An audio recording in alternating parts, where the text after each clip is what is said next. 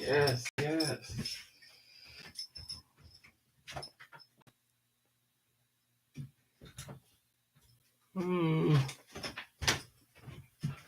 Needs to be over for you, right? Because look how much area is empty over here. I'm just giving the people what they want. You're such a rat. Make a You hat rat out of bastard. you. Make a hat out of you. That's how rat you are. All right. Let's do this. 3, 2, 1. GoNintendo Podcast, episode 925, the Maushold Podcast. Yes, Mom Brain, Maushold. Tell us about Maushold, please. Isn't that funny? Because there's been a mouse on the loose at school. A mouse in the front house. office. Yeah, and all the people in the front office are all worked up over it. I'm like, why are you so worked up over a mouse? Well, I got nothing against mice, but I don't exactly want one running around where I'm working unless I work at a In a cheese laboratory? factory. I was trying to think of where they would be. At Disney World. I should have said that. Damn it. You want to try again? Your answer was the best, except that means mice are getting killed. Well, maybe not. Experimented upon. Yeah, like putting makeup on them and something. Well, I mean, in the field that I work in, we have concluded that the mice look 20% sexier with the makeup on. we train rats and pigeons. We train rats and rehabilitate people. Yeah. So I didn't realize it. I mistakenly hit the microphone in Discord, and I almost sent except that means experimented upon them sex pigeons. I almost sent that. Today's secret Sex phrase pigeons. is, by the way, if I'm sending it. if either of you are stuffy, feel free to open a window. Mom Brain, please, Maushold. I might do a little crack. I'll just do it. You go right ahead. And I can crack this one to get some cross breeds. Maushold, a grouping of 4 Pokemon. The two little ones just appeared one day. We're just reading it like it's written. That's it. I took it right from the Pokédex. This is amazing. Okay. Let me start from the beginning. A group of 4 Pokemon. The 2 little ones just appeared one day. There you go. The group might be a family of related Pokemon, but nobody knows for sure. That's the description. It's just like 4 white mice-looking Pokemon, except 2 of them are clearly supposed to be the adults and 2 of them are kids. Well, we don't know. They just showed up one day. They're a foot tall, 6 pounds, gender's unknown, and category is, of course, family, even though nobody knows for sure whether or not they're family. Well, you have a chosen family and a blood family. Okay, so abilities include Cheek Pouch, where the Pokemon's HP is restored when it eats any berry, in addition to the berry's usual effect, and Friend Guard, which reduces damage dealt to allies. This is the end of the Pokemon section. Thank you, Mom Brain. I appreciate it. You're welcome. You know why I say it like that? Did you? What part? This is the end of the Pokemon section. Not what I write, so fill me in. Because when you proctor state tests, part of the fitness gram pacer test, the part of the script that you usually read is like, this is the end of the blah blah blah section, and then you like give like I was told to write end of Pokemon section exactly, so that's what I do, and you still don't read it. So not you're a teacher, but I guess you can't be taught. That's true. Well, I don't like being taught. I don't like being She's trying to teach you a lesson, some civility, for God's sake. It's been 42 years and it hasn't happened yet. Mom Brain is here. How you doing, Mom Brain? I'm great. How are you? I'm hanging in there. Deux is here. How are you doing? Ooh, Nicky Hill is not here, but we do speak his name. Nicky Hill, we speak your name. Doing something with family, I believe. Family. Speaking of our family circus. That's right. Speaking of our family, Josh Grobot is here. Josh, how you doing? How's life? How's everything? I'm the world's best singer. Okay, all right. Thank you. Wop wop wop wop. A good wop wop wop wop to you too, Josh. Thanks. Very cool. And George is here. George, how you doing? Buongiorno. I'm the world's best lime carrier. Oh, well, I mean, I got nothing to say against that. It's true. I haven't seen anybody carry limes quite like Even you. though I have to say, George, you are dropping a couple of the limes in the only. Well, if you remember, they're actually crawling up my body into my arms. That's right. That's right. Can we even see the limes? Because at this They're point, down there. Check on her table. Got to look at these limes. whoa, George, you just got to peep at your limes. You gotta reach down. They're very plump. Wring Take a them look. out Take a look at my lime sack. Wring it out like a kitten being bathed in the sink. You ever just lick the outside of a lime? George, Just like the top of my head. George, that's like a kiwi, right? Like a kiwi has like a prickle. I don't want to hear about kiwis. Oh, all right. Limes only. I'll show you my prickle. George. George is an animated one today. Thank you for that, man, George. Did you call him Jord? George. Thanks, George. George, are you okay with that? Sorry, of course I'm not. He's feeling a little sour Let's say today. hello to the podcast chat. Hello to Radical Defect and Salmaster Link and Nico Darunia, Alternate Liz, Roth, Tall Show, Iced Dilbert, hello, Dew, hello, Drake, hello, Backseat Studios, hello, William, hello, Mom Brain and Vachi and Barry Bob and Bony Arms and Cliff, whatever it is. Hello, Zikamudo. Good to see all of you in here today. Hello, Retsuza. Hello, Malakalo. Ooh, nice gift, Malakalo. I was thinking about, thanks for joining us, everybody. I was thinking about today's podcast because I was like, we got some news that should be interesting to talk about, but we also got I had some fun things to talk about. So I think it's going to be a fun one today. Not that, well, who am I to judge if it's fun every week? Because I'm trying, Josh, because I'm trying. Hopefully you guys think it's fun, but I think we got a nice smorgasbord of things to talk about. Hell yeah. Hell yeah. First off, let's start with a congratulations to Any Austin, or as we call him on the podcast, Name of Austin. As you know, Name of Austin is a YouTuber and a musician, and he's a reviewer, and he's a jack of all trades. And his, I don't want to say what his main profession is because I honestly don't know. Does he consider himself? GoNintendo Podcast. New segments. Cool. Why are we doing new segments? Didn't he New do, segments. Cool. didn't he do that song? No. Oh. he Sorry, did everyone. not. So, Any Austin, I like I was saying, I don't know if he considers himself a musician first or a YouTuber first or maybe something else, but it doesn't matter. But YouTube is where he's doing it, and he's doing it big. He's been on YouTube for a very long time, but he has slowly but surely been gaining subscribers. But he's had some really hit videos, and I'd like to congratulate him because he has just had his most successful video of all time on YouTube. I just went in to check the numbers. His previous most successful video, I believe, had 1 million views, and this one managed to match that total in 9 days. So he's got a banger, a certified banger. That's great. As of right now, it says it's at 1.1 million views. What is the video about? He makes very unique videos, as you probably know, and he does a decent amount of Skyrim videos. And usually it's like figuring out the unemployment rate of towns in Skyrim because he follows people around to see what they're doing and like if they're working. But his new video is, where do Skyrim's rivers come from? And he looks at the rivers and where they flow from and where they start and where they lead to and break off. So I guess that is You should put it in the Discord. that is a first off, people love Skyrim, so of course they want to see it, but his unique stylings of videos just really resonate with people, and this one is his biggest yet. So there you go. I put it in the Discord. Where do Skyrim's rivers come from? The channel's name is Any Austin. Congrats, Austin. That's a good question. You guys probably know, we met through GoNintendo, obviously, and then he did some stuff for GoNintendo. I believe he'll at some point do more for GoNintendo. He's just, he's popping off everywhere. He's touring the country doing music. He's making hit YouTube videos. But we'll do some things eventually. But yeah, I became friends with him through the site, or I came to know him through the site.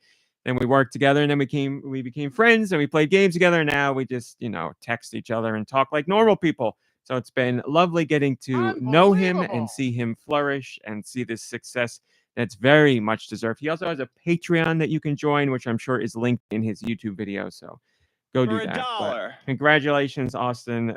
Your success is well deserved and very hard earned. I know a lot of work goes into creating videos, especially yours, because there's just so much to them.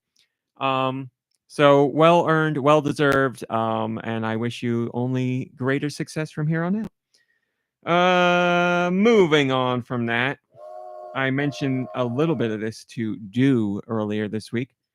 Mom Brain, have you heard about Doja Cat and Fortnite? No. So Doja Cat, you are aware of who she is. I am. She has content in Fortnite, and she is a Fortnite fan, and she plays Fortnite, and she's taken to social media to complain about certain elements of Fortnite in a rather what's the way? Like not trollish, but just like Passive aggressive? Not passive aggressive, just aggressive, I would say. I guess an aggressive way. She's complaining about 2 weapons in particular, and she's belittling people for using them and being like just lame about it. She's been complaining about the Chains of Hades and the water bending, which are both still in the game. I don't believe. And she is more or less just saying anybody that's using them is lame and they should get good at the game. I want to read what she said specifically. Doja Cat, Fortnite. Let's see. Sort by PC Gamer is the first one. Doja Cat is extremely mad about Fortnite, quote, losers, end quote, who use, quote, stupid effing non-weapons, end quote, instead of having, quote, actual aim skills and FPS experience, end quote.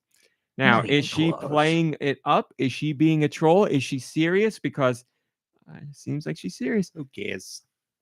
She says, quote, Fortnite wouldn't be so effing embarrassing if they made lobbies where people with actual aim skills and FPS experience didn't deal with losers using effing waterbending and Chains of Hades, end quote.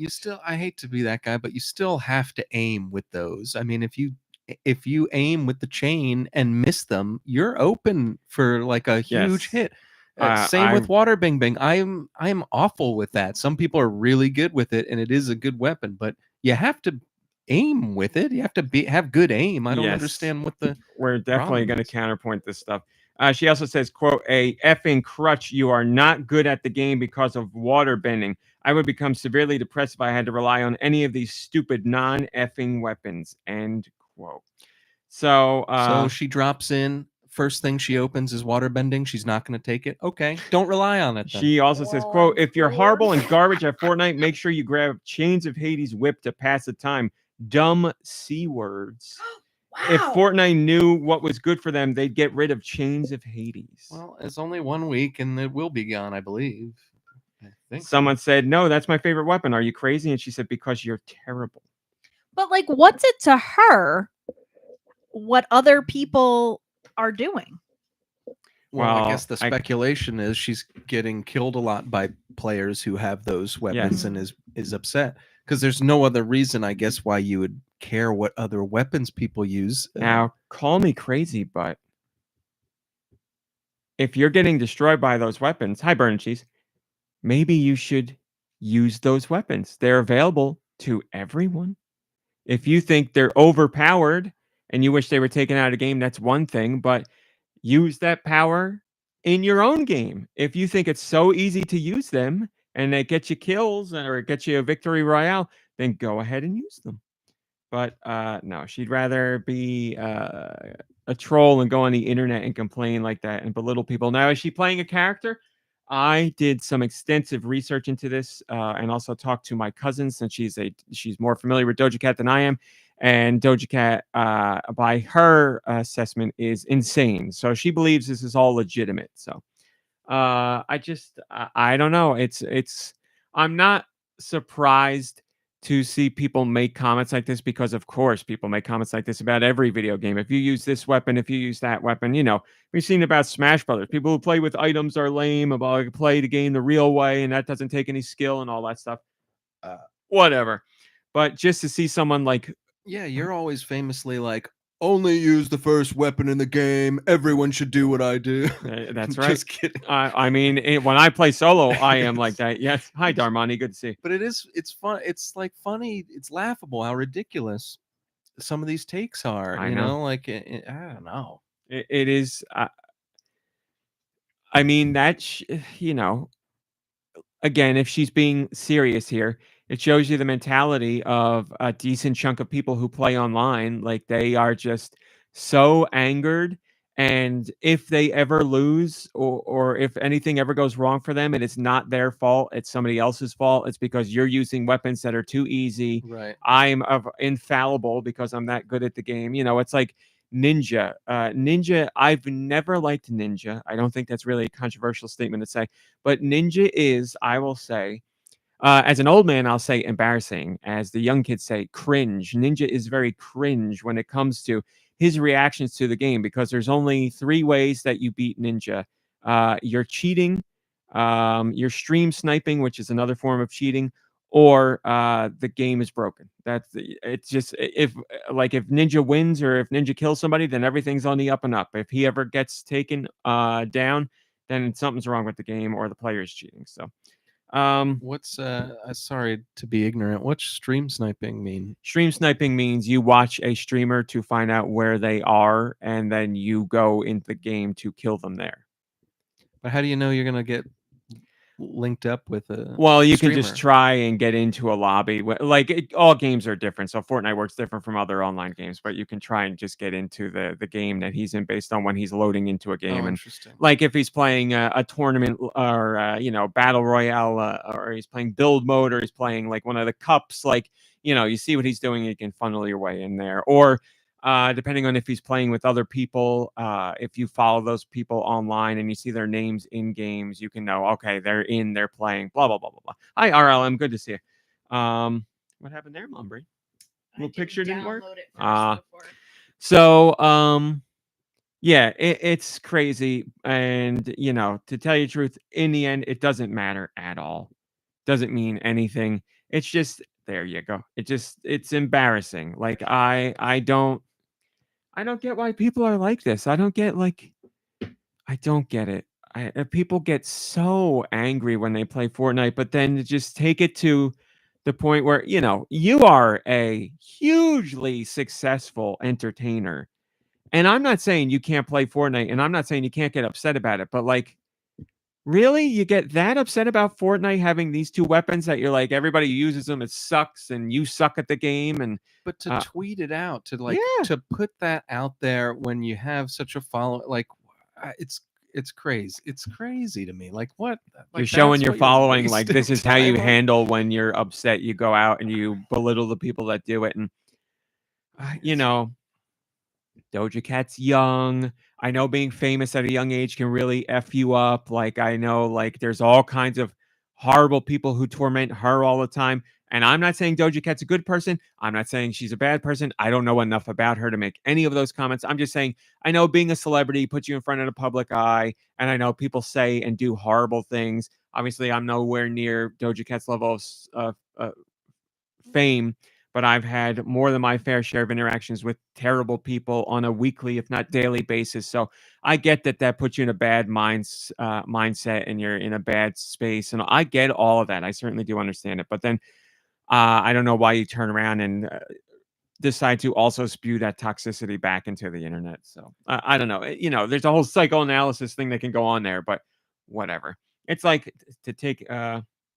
That's right, alternate sleaze. You got it. Elitism is horrible. Not to take things in an even more serious direction, but there was that. I sent it to my sister. There was, I believe, a Valorant player who was playing a game of Valorant just in a random lobby, and of course, because it's the way the internet is, she encountered horrible guys who were playing the game, who are on mic talking to her and tell her like, "Get out of the game, you're a girl," all that stuff. And they were like, the one guy was like, "You need." I'm paraphrasing. But he was like, you know what you need? You need to get R-worded. And she's like, what did you just say? And he said it again and doubled down. And the girl just like shut down the game because she's like, she didn't say anything in the video, but of course, why would you want to? You're just going on to play a game, and somebody's like, you need to get R-worded? Like, what? It's just insanity. And you know what's even worse? Other people are like, that's just trash talk. Like, get used to it or don't play the game. No, that's not trash talk. I don't even like trash talk. I don't trash talk. I can't stand trash talk. It's an instant dislike.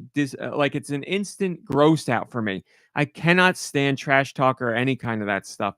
But there's a difference between trash talk, like you suck, you can't play, whatever, versus someone saying you deserve to get R-worded. That's not trash talk. That's disgusting. Right. Like, that's insanity to me. But it's the way the internet is. So, so yeah, it's just disappointing when you see somebody who's like, of a very high celebrity status reaching millions of people and then like talking like that online, because then other people are like, yeah, that's funny, I should do that too, and the cycle continues. So don't be like Doja Cat, at least when it comes to Fortnite. Again, can't speak of her other ways, but don't be like Doja Cat. Be like, I don't know, I don't watch streamers, I don't know who a good streamer is to say, like, be like them, they're good. Who's a good celebrity? Be like Craig Ferguson. He's a good one. exactly. Oh, nice. Good. Yeah, what was it? Oh, the whole JoJo Siwa thing getting a lot of crap for her music. I'm not talking about the music stuff. I'm not talking about all of that. You guys know what I'm talking about. The song that she's got that was written by somebody else, which happens a lot in the industry, but then Chapel Roan or somebody else? It doesn't matter. JoJo Siwa was getting a bunch of crap, and everybody was dogpiling on her and having a laugh and making fun of her and everything. And somebody in the comments was like, you guys need to see Craig Ferguson talk about Britney Spears, because Craig Ferguson at some point made a decision to be like, this isn't right. This is a little kid that we're dogpiling on, and we're hurting their mental health. If you just type in Craig Ferguson, Britney Spears, you'll see his, it was like an intro to one of his shows when he was doing his late night show. I've had a lot of things that have really impacted me in life, but that one is definitely towards the top. It's really good stuff. So check that out. Dre Gamer says Iron Mouse. I'm guessing they're talking about a streamer. I can't speak for them, but maybe check out Iron Mouse. All right, that's that. First we were losers for playing video games. Then we were losers for playing Fortnite. Now we're losers for the weapons that we use in Fortnite. Because I don't take any skill. At least you're consistent. That's right. Never change. Mom Brain, can you take this, please? Because I want to talk about something. In my computer? In your computer. I actually meant to send you a link. This only works if I send you the link. I was on TikTok. Sending it to my email? No, I'll send it to your Discord. Is that cool? Mm-hmm. What's your name on Discord? Mom Perfect Brain. Mom Perfect Brain. Are we friends? Probably not. We are friends. Wow. And we've sent each other stuff before. Oh, yeah, didn't I? Oh, that's right. I was upstairs doing schoolwork, yeah. and you were down here doing work, Yes. and I sent you a message on Discord. Yes. Work. I was on TikTok and just scrolling through, seeing what I'm seeing before the app gets banned. And somebody shared a song from the Sonic Mega Collection on the GameCube. And I was like, this is a really beautiful song. I think I own Sonic Mega Collection on the Xbox, but I guess I just never went into this menu, so I never heard the song. So TikTok had like a little snippet of the song, and I was reading people's comments, and they were saying nice things. And I went to YouTube to hear the whole version of the song, which is what I sent you, Mom Brain. So if you could play that song, not at a loud level, but play the song, and I'm going to tell you I'm going to give you the backstory to this, because there's a whole reason I'm talking about it. There you go. The song is the history section of the options menu, I believe, or I don't remember. But it's a beautiful song. And it's like that word I never remember, Anamoya? Yeah. There's just something like nostalgic and just like bittersweet, but beautiful. So I went to YouTube to hear the song, and I was like, this song is really something else. And YouTube has this, I didn't open the thing fully on my phone, and YouTube has this thing where it randomly cycles comments for you that you can just see. And I was reading the comments, and some of them were so good that I was like, I got to read this on the podcast. So again, these comments were left on it's like a 30-minute loop of this song. Derek Blackmun 420 says, I had a great life. I'm 28 now. I'm African American and was fortunate to have both parents. I went to a white school and I never felt like I fit in with the blacks or the whites, but when I played this game, I felt comfortable. I love Sonic, and as someone who works out, I always listen to Sonic theme music when I run. It allows me to be fully alive and not let the kid in me die. The kid in me has to be hidden from the world because it will rip me apart, but when I run to the music of City Escape or Speed Highway, I can smile and be a kid. Thank you, Sonic. I hope at least one person reads this. This is my story. Wow. Catch you later. 1.9 thousand likes. That's on lovely. That. Wow. Yep. And listen to this. There's another one. This is from Meta Mike G. I'll never forget, I remember playing this game, and my dad walked in while I was in the extras menu, and he said, wow, what is that? He sat in my chair and listened to this track for like 20 minutes. He has never done that for anything else before or after. Something about this song really hit him deep in his core. How great is that? Somebody else says, this is Billy Styler. Spent about 25 minutes reading through the comments. I seriously just felt nostalgia for reading about other people's nostalgia. What a weird emotion. Man, that's great. And here, I'll do one more. This one has 3.6 thousand likes. Trevor Hapless says, the year is 2003, a Saturday afternoon. You're chilling in your room with a CRTV and playing this without a care in the world when life was way less stressful and you had no responsibilities. That's great. Oh, this is a good one. Ooh, the Master Ooh says, even as a kid, this song made me feel weird, made me sad and strangely aware of my consciousness and mortality. This song, I get it too. Like there's something about this song. I don't know what it is, but I get those feelings. I understand. So Sonic Mega Collection.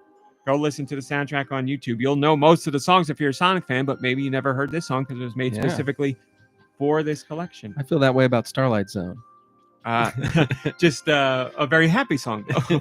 All right, you can you fade us out instead of just killing it? Goodbye, Sonic. We'll miss you. Yeah, that was good. Have a chili dog for us. Yeah, when I came upon that, I was like, I gotta talk about. What was the name of that song? It's right there, Mom Brain. Can you read it? You're looking at it. Sonic Mega Collection music? No. I mean, I'm looking at it. Yeah, I mean, like you had to click on it, but I'll do it. It is the specific video I have on YouTube is History - Sonic Mega Collection Music Extended.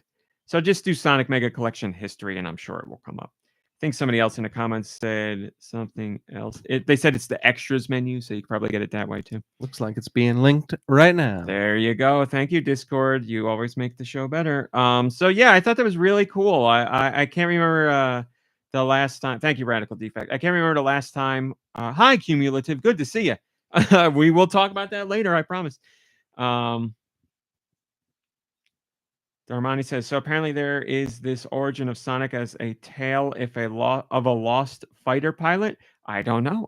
Yeah, I believe this had like comics in it, so you could read the digital comics and this song would be playing in the background too. So wow. But yeah, I thought that was too cool and interesting to pass up, so I bookmarked it to talk about it with you guys. Man, I'm pretty sure I have that on the GameCube. I never went into that menu either. I know I have it. Like I said, I think it was on the Xbox, and I bought it on the Xbox because remember at my parents' house, I had the big Xbox stand unit. Yep. And it's not at your parents' house. It's in our garage. Well, I was saying remember because we haven't had it set up here. Because I bought a lot of like game compilations for that to set up. Like I had a Midway collection, a Sonic collection, a Capcom Arcade Classics collection. So I bought those for the Xbox. Pretty sure I have that. I would like to set that up, but where would we put it? Also, now I will seriously die trying to carry it. That thing was heavy when I was like 300 pounds. I would die. I remember, it crushed my foot. Oh, like the bottom Just part. Remember, like getting it in and out, up and down stairs. Like, I have like back when GameStop was where you went to buy games. I used to be really good friends with the manager at one of the stores, and they were getting rid of an original Xbox. Like, was that the one we went to Dee's house for? No, that was the N64. Oh. They had like an original Xbox like TV display stand. It was like where you went to go play the demo games at GameStop. And he was like, "We are getting rid of this. If you want it, it's yours." So we went and got it. So the bottom of it is a giant metal X that's meant to be very sturdy, so kids didn't yank it over. It's so sorry, Nikki Hill, you're not here. You can't stop me. It's 1,000,000 pounds. It is ridiculously heavy. And I remember struggling to carry that and like rocking it back and forth just to move it.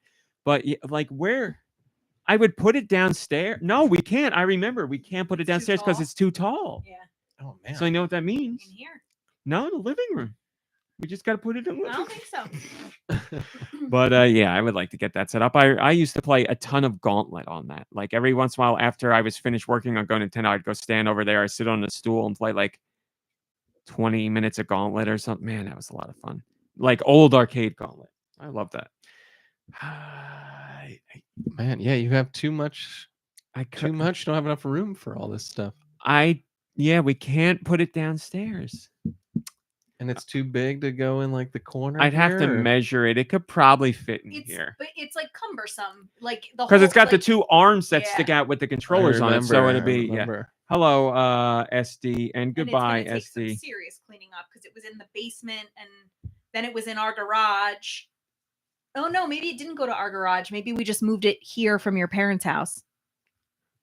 Yes, I believe that's it. And yes, I don't know. I was blanking on that word. Thank you, Salamaster Lane. Kiosk. I don't know why I couldn't think of that. Kiosk. So yeah, that's where my Sonic Mega collection is, I believe. Maybe it's on the shelf downstairs. I kind of want to go look. Mom Brain, we have a Patreon. Did you know that? I did not know. Well, we got a Patreon. You can join it. Oh, that's right. We're not plugged in. Billy, I'm sorry. We didn't have the mic hooked up. Could you say that again? For $1. Thank you, Billy. Thank you for the rash of new people that joined Patreon recently. I've been getting more and more supporters there. And as I said, I'm not promoting it anywhere. So if you're finding out about it, thank you. I appreciate it. Patreon or podcast is where you hear me talk about it. But I was thinking maybe this week I'm going to start a thing on Twitter because I sent out, X, now officially X. Twitter.com redirects to X now. I was thinking maybe I will do one tweet every day just talking about what I'm talking about on Patreon and say, like, if you want to see this and more, you can get it all for $1. But I don't know. But anyway, here's what I talked about this week on Patreon. And there's some things I really want to dig into here. Number one, I'm going to do these in a different order than they were written. I talked about Alleyway because the Switch Online Game Boy library was updated this week with Super Mario Land, the original, Baseball, and Alleyway. And I'm thinking about the Fortnite story, right? Embarrassing. Do you want it to be heard or not? Yeah. It's okay. fine. So I was talking on Fortnite with Deux and a couple other friends, and I was like, hey, the Switch Online Game Boy library got updated with Super Mario Land Baseball, Super Mario Land Baseball, and Alleyway. And then I don't know how it happened, but I was like, I loved Alleyway. So I was like, three good games. Yeah, you said 3 good games, and I said, what are the other 2 games? And you were like, what do you mean? I said all 3 games. Yeah, and I believe I said they are Super Mario Land, Baseball, and Alleyway. And Deux was like, oh, I thought that was all one game that you said. I was like, I've never heard of that game before. It would make sense. Super Mario Land Baseball, Alleyway. Well, I was thinking of the classic game Street Sports Baseball, where all those like kids that live in the street play like stickball or something, and like I don't know why I was thinking about that. And I don't have a lot of experience with Game Boy Mario games. I never had, believe it or not, Super Mario Land. So it's just funny that you speak quickly all the time. So you said Super Mario Land Baseball Alleyway, and I was thinking, man, that was so stupid. You're not wrong for thinking it. And then I mute my mic a lot with friends. So like a lot of times I'll be saying, a lot of really, really interesting stuff, and it'll be The muted. funniest stuff you've never heard. And then I'll unmute and I'll be like, sorry guys, I was muted. And then they know that I'm like absent-minded like that, so they will just like tease me and be like, oh no, you weren't muted, we just weren't paying attention to you. And then I start to get in my own head about what is and what isn't. And then last night, that's why I specifically said, after they were razzing you like that, I said, no, you were. I noticed. I clarified. But so you said it like you were out of breath, like you were over having to tell me what's reality and what's not. No. I said it as in like, I want to make sure he knows. Right. It was nice of you to say that, because I really did. No, not exasperated at all. I was like, I know that when he hears this, he's going to be like, well, was I muted or not? So I wanted to clear it up. But yes, sorry guys. It's 3 games, not 1. But Alleyway. So have you still not played Super Mario Land? I've played it, but I've never owned it. And I never... my money says it's the weirdest Mario game, like weirder than Mario 2. I love Super Mario Land; it's fantastic, but it's very weird compared to the other Mario games. This sounds so dumb, but like it felt so small. Like the little, you're not wrong. The question blocks are so tiny, aren't Everything is very small. You're right. Like everything about it is small, and there's so many strange things about it. Like when you jump on the Koopa Troopas, they turn into bombs. Like their shells are bombs and they explode. Like it's a weird game. It's a really weird game, but it's a lot of fun. And some of those noises are forever stuck in my head. I'm sure you remember them too. Like when you're flying or when you're in the submarine and you're shooting the bosses and it's like, Speaking of noises, we should talk about the logo conversation we had while your parents could talk were here. about that. Yes. But anyway, Alleyway was what I wrote about on Patreon because I saw they added Alleyway and it sent a flood of memories back to me. And I was like, oh my God, I used to play Alleyway all the time on Game Boy. Like I remember playing Tetris a ton and fighting my family to play Tetris because my mom and my sister would always, my sister and me would always fight over the Game Boy because we were going to play Tetris. But it was the same for Alleyway. I've always loved Breakout, Alleyway, whatever you want to call the clones. But that Game Boy one was like my first real introduction to that kind of game. And I played that so much. And I was like, that fits into the same kind of thing as like Tetris or other puzzle games like, Clubhouse games or Moncala and 50 other games where you can just keep going back in and playing it. Sure, the puzzles don't change in Alleyway, but, the ball is never going to hit the paddle the same way every time you play. And it's always a different challenge each time. So you can go back and play that and really get a lot of enjoyment from it. And I was like, I really want to go back and play that because that rush of memories I felt was surprising to me. I think about all the games I've played all the time. But I know some slipped through the cracks, and just seeing that trailer, I was like, Alleyway, yeah. So I wrote about my memories with that. You can read that more on Patreon. Alley balls. Where am I going next? I talked about board games and card games because Mom Brain and I were at Target yesterday. And we were looking at all the board and card games, and we were like, we haven't played any of these in a long time, and we would like to. And I was asking people, what was the last thing you played that was a board or a card game? I said, I think for me, it was Uno last year, like on vacation. Or like if it wasn't, it was another card game, akin to Cards Against Humanity or something like that. But yeah, as far as board game goes, now I'm including something at your sister's house. We usually play like at holidays. We play something. Yes, you're right. The magnet one. Remember the little magnet? Yes, ones? Yeah. that probably that. Then you're right.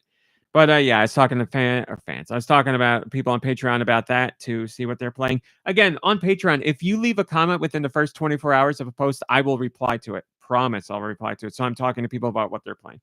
Actually, I haven't talked to them yet because I posted this last night. I'll talk to them today. Where are we going next? Mother's Day. How great of a time did we have on Mother's Day? We did have a Sorry great to time. those of you whose mothers are no longer with you. We apologize. In one way or in one way or another. But yes, we had a lovely, this is really funny. On Mother's Day, we went to go see my mom. It was myself, Mom Brain, Nintendo, obviously my parents, and we were all hanging out. What did we do? We ate lots of food. Mom Brain's going to make fun of me. The saltiest, most intense salt and vinegar chips I've ever had in my life. It was like something went wrong at the Hare's factory and I had like quadruple the amount of everything it was supposed to have because I ate the first one and I was like coughing from it. Maybe you're just out of practice. You don't eat that stuff every day anymore. I don't he really doesn't eat salt and vinegar chips too ever. often, but now I'm into them. Oh, cool. Yeah, I like salt and vinegar. So myself. my mom ate one, and she was like, "This is unbelievably salty," and I was like, "Mine was And really she's a good she vinegar and I forward." like vinegar Yeah. a lot, and so does Nintendo. So for her to say like Yeah. it's real vinegary, So I was like, "Give me one." I was like, "That's funny because we got opposites." So she's like, "Maybe it's just we both got different chips." So I tried the next one, and I got hit with like, it was the saltiest thing I've ever eaten in my So life. you were saying it was salty. Your mom was saying it was vinegary. But it was just the chip that you picked out. Either one was extremely salty or extremely vinegary. Some of them were both, but Interesting. it was like really intense. And you were like, you know, if you ever ate that much salt on something, you'd be like, this is wrong. Like they screwed up the order or I'm going to die. But because it's a chip, I'm like, this is crazy. This is too much. Let's eat 10 more, of course. So, you know, 2 hours later, my mouth feels like, you know, like water, It's like you know, sandpaper. yeah, exactly. Like pruned from but they were great. But that's you know, that's not the point of the story. But we were there for Mother's Day hanging out. And I knew that Mom Brain, my mom, and my sister would be head over heels for Lorelei and the Laser Eyes. I knew they would be so into this game. And I'm laughing now because I'm deciding to talk about Lorelei and the Laser Eyes right now. And Annapurna on Twitter right this moment is retweeting reviews for Lorelei and the Laser Eyes. Re-Xing. So I showed it to them. I've had plenty of times where I played games with family. There's certain games that lend themselves to one person plays, everybody watches it on TV, and you all participate. There's certain games that just fall into that. Lorelei and the Laser Eyes is one of those perfect kind of games. I said it to Mom Brain before when I first started playing the game. I was like, this would be one of those great games where everybody around can participate in the game to solve puzzles, and then one person just happens to have the controller. So we did that. As I said, we've had plenty of times when we all played games together, especially when we were all living in the same house with my parents, but that was over a decade ago. We had such a good time, didn't we? We were laughing and yelling at the TV and joking around and solving puzzles and like having shared successes and figuring things out. It's one of my new favorite gaming memories. And I wrote about it on Patreon in detail. And I talked to Annapurna about it. And I was like, I wrote about it on Patreon. And they were like, yes, send it to us. We want to see that. So I sent it over to them. But what a good... So Annapurna doesn't have to pay $1? Unbelievable. Well, they only got For access to that $1. one post. So let's say you pay $1 for a month. There's 30 posts a day. So what's that cost? I'll bill them for however many cents it is. 33 cents, you know. Not a day. Did they send you the game? Yeah. Okay, well then So I guess it evens out, that's yeah. even. They can Yeah, have, that's they can true. I have didn't- one story. I didn't think of that. Yeah, they get. Thank you for the $25 game. Here is what, like Not even. 9 cents worth of a post. 9 times 30 would be way too much. Well, you gave it a 5 good review, times right? 30. So there you go. That's how it Pay works. for play. That's right. 3 times 30. Now we're getting there. 30. So 3.5 cents. Yeah. Something like that. But man, it was such a good time. I absolutely loved it.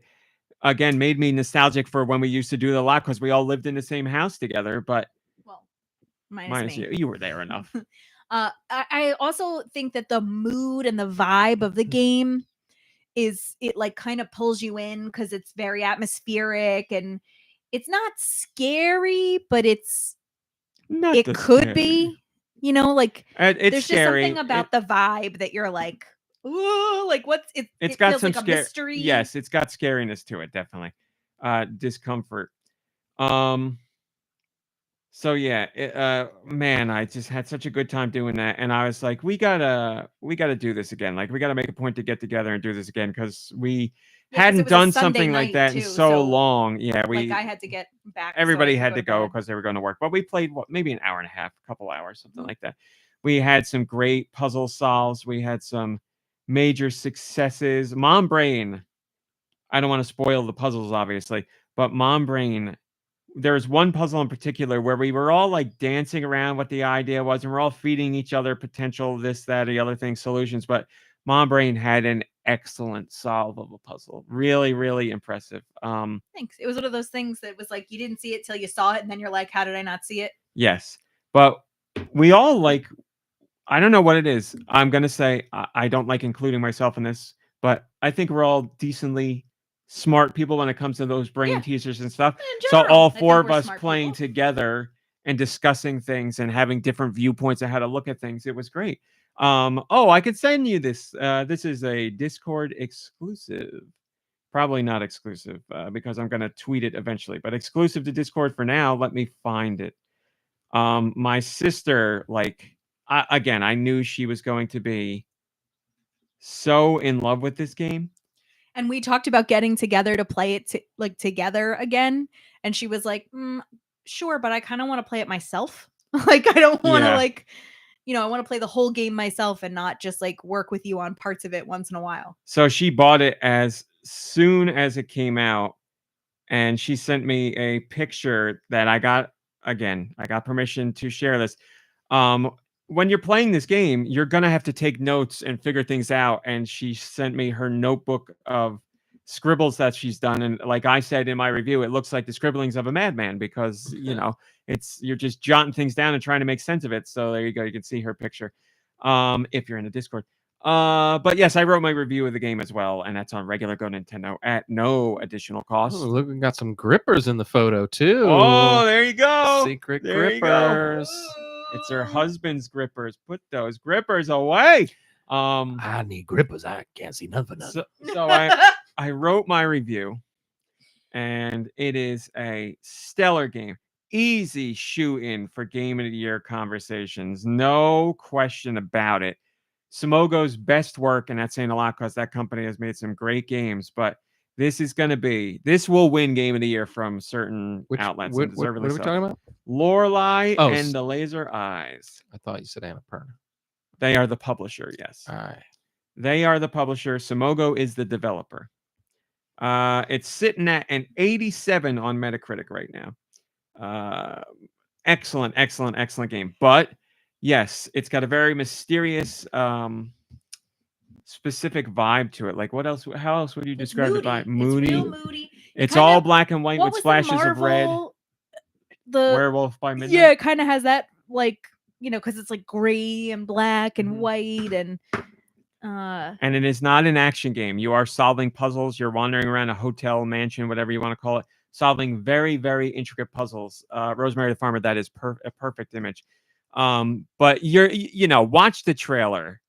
You'll know if this game's going to be for you by the trailer. It's a mystery. Everything's mysterious. There's a whole bunch of brain teasers and puzzles. That's the whole point of the game. So stylish. Amazing. I've been waiting literally 4 years for this game. And it checked every box and then some. So I'll talk more about that later, but you can read my review. What do you think of Cumulative saying it's Killer 7 without the killing? That is not a bad analogy. It certainly has Killer 7 vibes because of stylistically, for sure, it will remind you of Killer 7. Similar camera angles, similar cell shading, similar themes to it. There's certainly certain themes that cross between the two games, but yeah, gameplay wise, they are very different. But I see what you're getting at. I do not disagree. So yeah, check that out. Switch exclusive as far as consoles go. So you can only get it on Switch if you're playing on a console. If you are a PC gamer, you can get it there as well. So PC, Switch, that's all you get. Well worth your time. Can't say enough good things about it. Read the review. All right. Did that one. I said I would talk about this, so I'm going to talk about it. Square Enix. I wrote about their troubles on Patreon because if you know, you know. But if you don't, Square Enix is going through some hard times because their heavy hitters, the games that they were expecting to sell big time, are underperforming. And those are the games that cost a lot of money to make. So Square Enix is in a weird position where they have smaller games, things like, I'm not talking most recent fiscal year because I'm horrible with remembering when things come out, but games akin to Octopath Traveler and Triangle Strategy.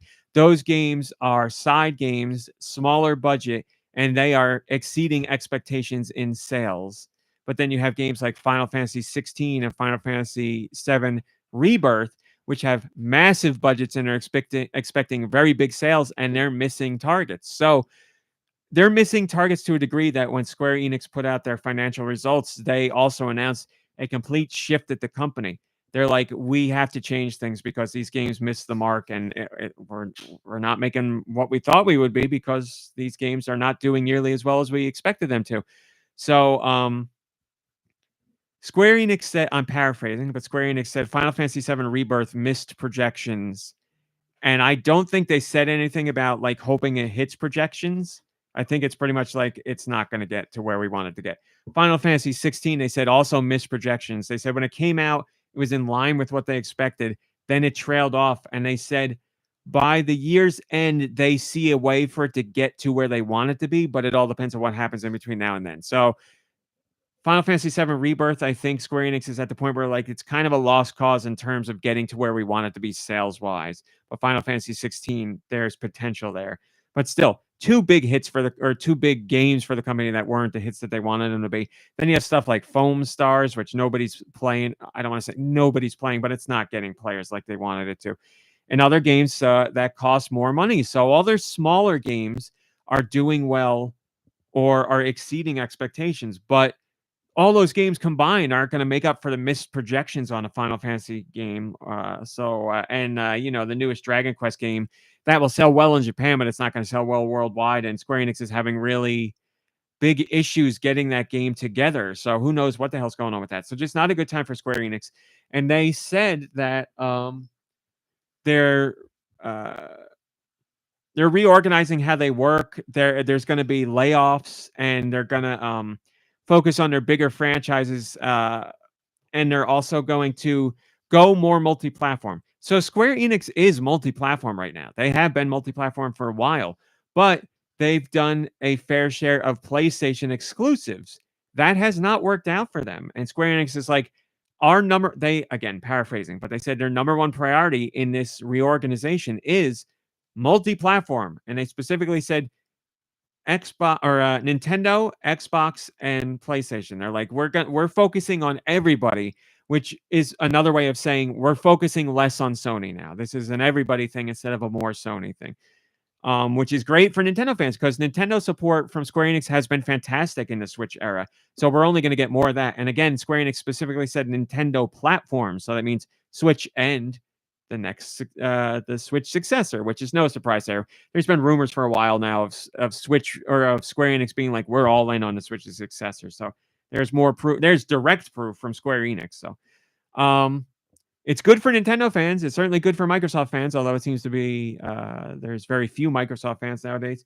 And I don't want to say it's bad news for Sony because I'm sure whatever they put out will go to the PS5, but those exclusivity deals and that like focusing more on Sony first is not going to be a thing anymore. So big changes at Square Enix, and we're going to see how all of this shakes out as the months continue on. Once that successor to Switch is announced, get ready because I'm sure Nintendo will either trumpet that Square Enix is going to be there big time, or Square will follow up right after and be like, we're a huge believer in this platform. So good for Nintendo fans, but rough times for Square Enix. What does it matter if they're just going to keep popping out 3D eye candy Johns? Give us some classic stuff, am I right? HD 2D, and I said it right. Well, that's what I'm saying. Yeah, if you're on Switch, that's what we've been getting. We've been getting the stuff that people are putting their money behind. Do you think because now they're like, we got to make more games for Nintendo, we might be seeing some of these HD 2D games, perhaps? Well, that without a doubt has been successful for Square. They are not going to stop that at all. Like that, those smaller games, HD 2D games, or other like brand new RPGs that are like more niche have done really well for them. But they're not going to make a Final Fantasy HD 2D game. We're going to get a new one. I don't want to say that couldn't happen because there's a market for that. If they announced a new Final Fantasy in that style, it's not gonna. I don't know.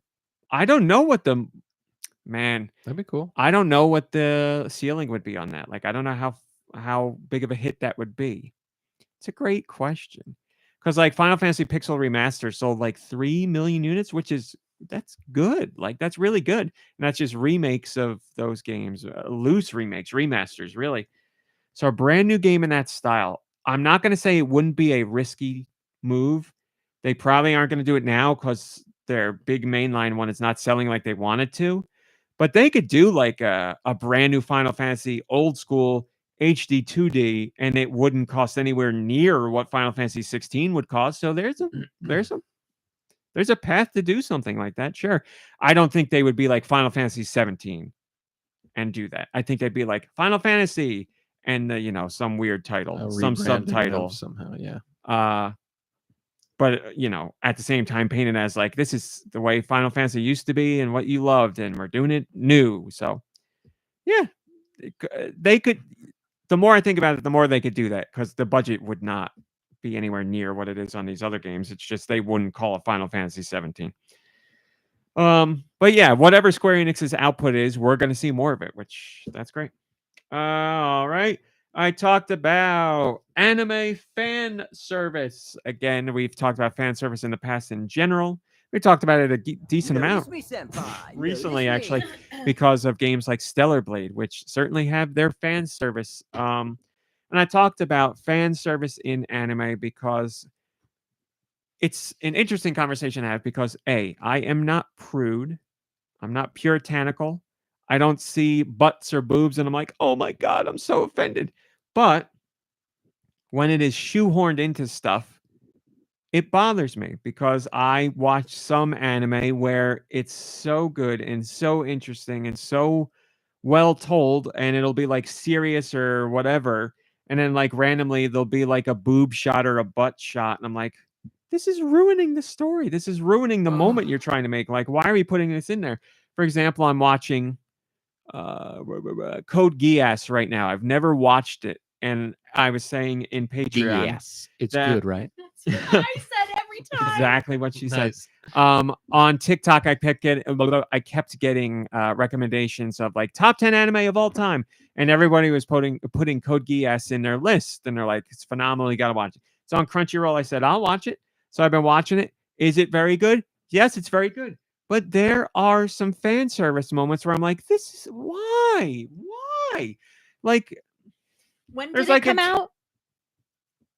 Early 2000? I mean, so there's that too. Like, there's the the culture of people in. But fan service is still very much a thing in anime nowadays. Okay.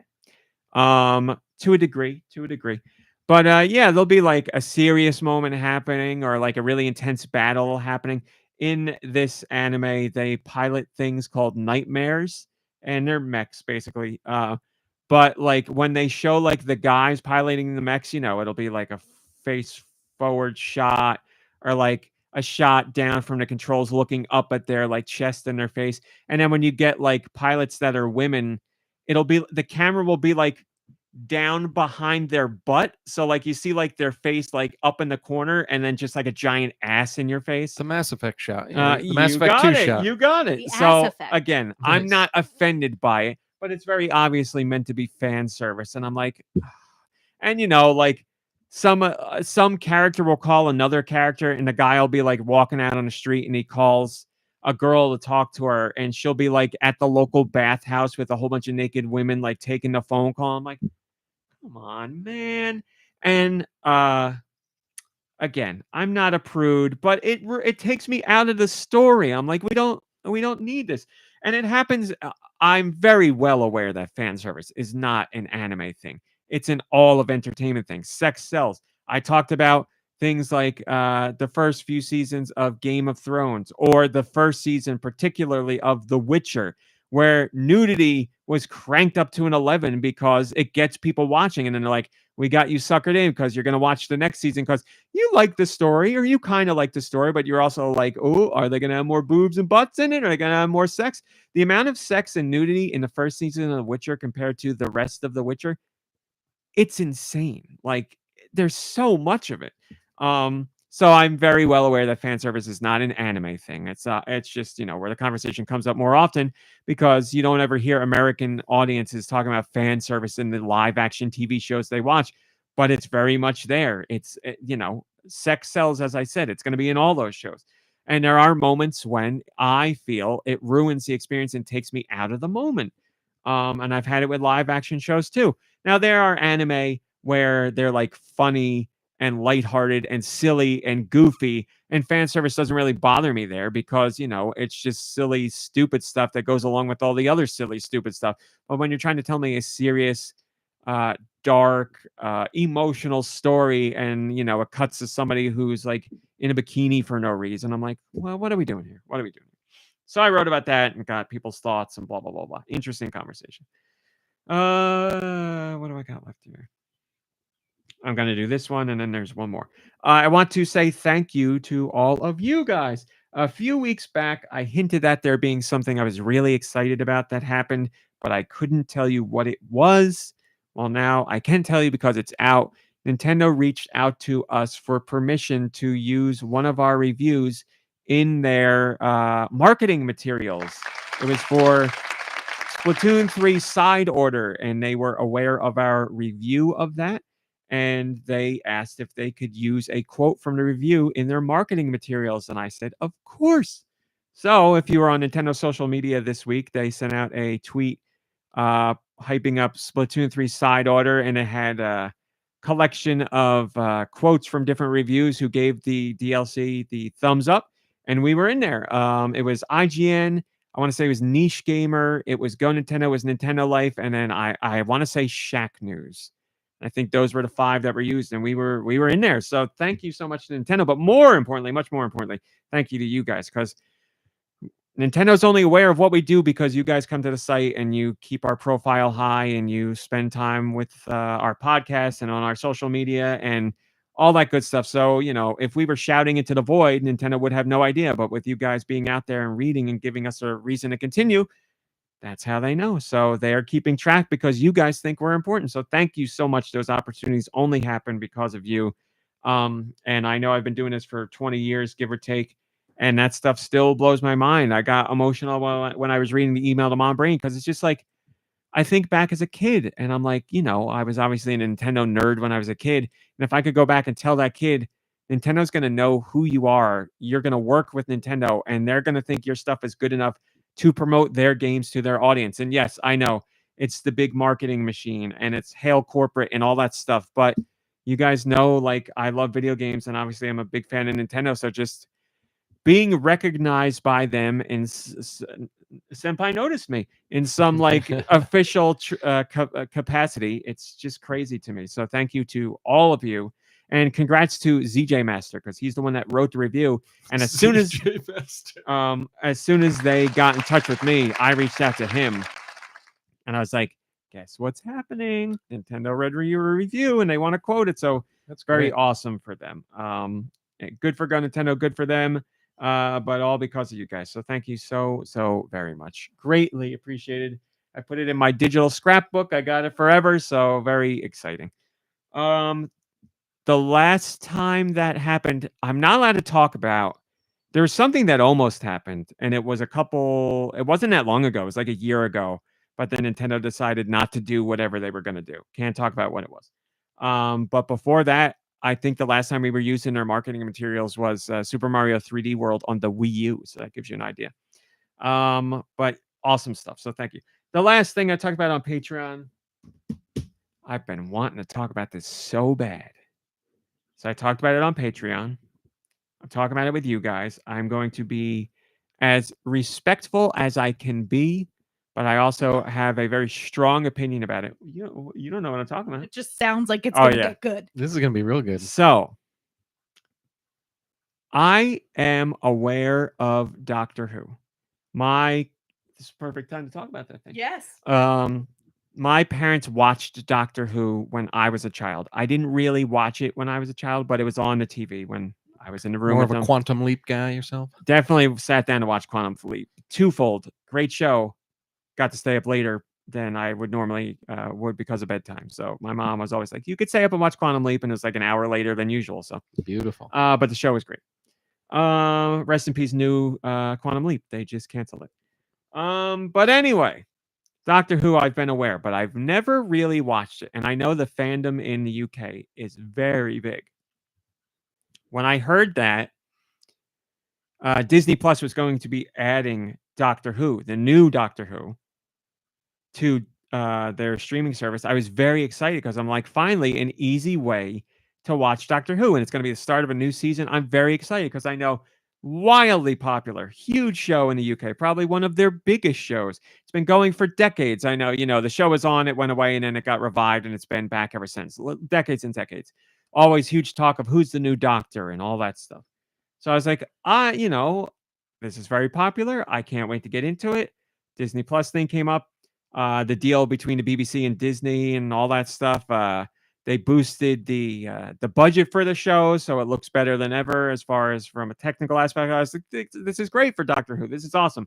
Disney's like, Doctor Who's a big property, but not big worldwide. We want to help it break out. So I was like, this is awesome. Good stuff to say. So the new Doctor Who came out, and I did what I did with comic books. I'm like, I've missed decades of Doctor Who. Should I go watch old Doctor Who, or should I just go now? And I'm like, no. New season, going to start right now. It's not going to be so confusing that I won't understand it.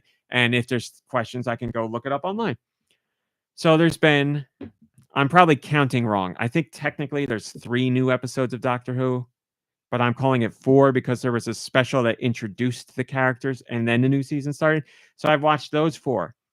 I watched the introduction to the new Doctor, which is, I don't remember the man's name, but he's from Sex Education. He was one of the guys in Sex Education. Let me start with the good. Not the guy. Not the guy. No, the guy's best friend. Whatever. I apologize. It's a name that I will never remember without repeatedly saying, because it's not. It's not like John Smith. It's not Michael. Typical Sheen. White guy thing. Like that name's got letters in it that don't go next to each other. I don't know how to say that. No, it's not Michael Shannon. No, Michael Sheen. I think it's not Michael Sheen. No. It was the Sex Education guy. It's Charlie Sheen, actually. So I watched the first episode and I was like, I don't know about this. Then I watched the second episode and I was like, yeah. So you missed 20 years of a show. You jump in 20 years later and you're wondering why you don't like it. No. It's a new Doctor. We have a new Doctor. I am not confused by the show at all. The show is Go about back and watch the season with the Lady Doctor. The show is about is unconfusing a word? I think it could be. The show is about as unconfusing as you could possibly get. It is not confusing in any way, shape, or form at all. I watched the third episode and I was like, I really don't like this. Is it getting good reviews this season? I'll get to that. And then I watched the fourth episode, which just came out yesterday, and I was like, I'm saying this, and it's going to sound like hyperbole, and I apologize. I'm not out to crap on people. I just really want to get to the bottom of this.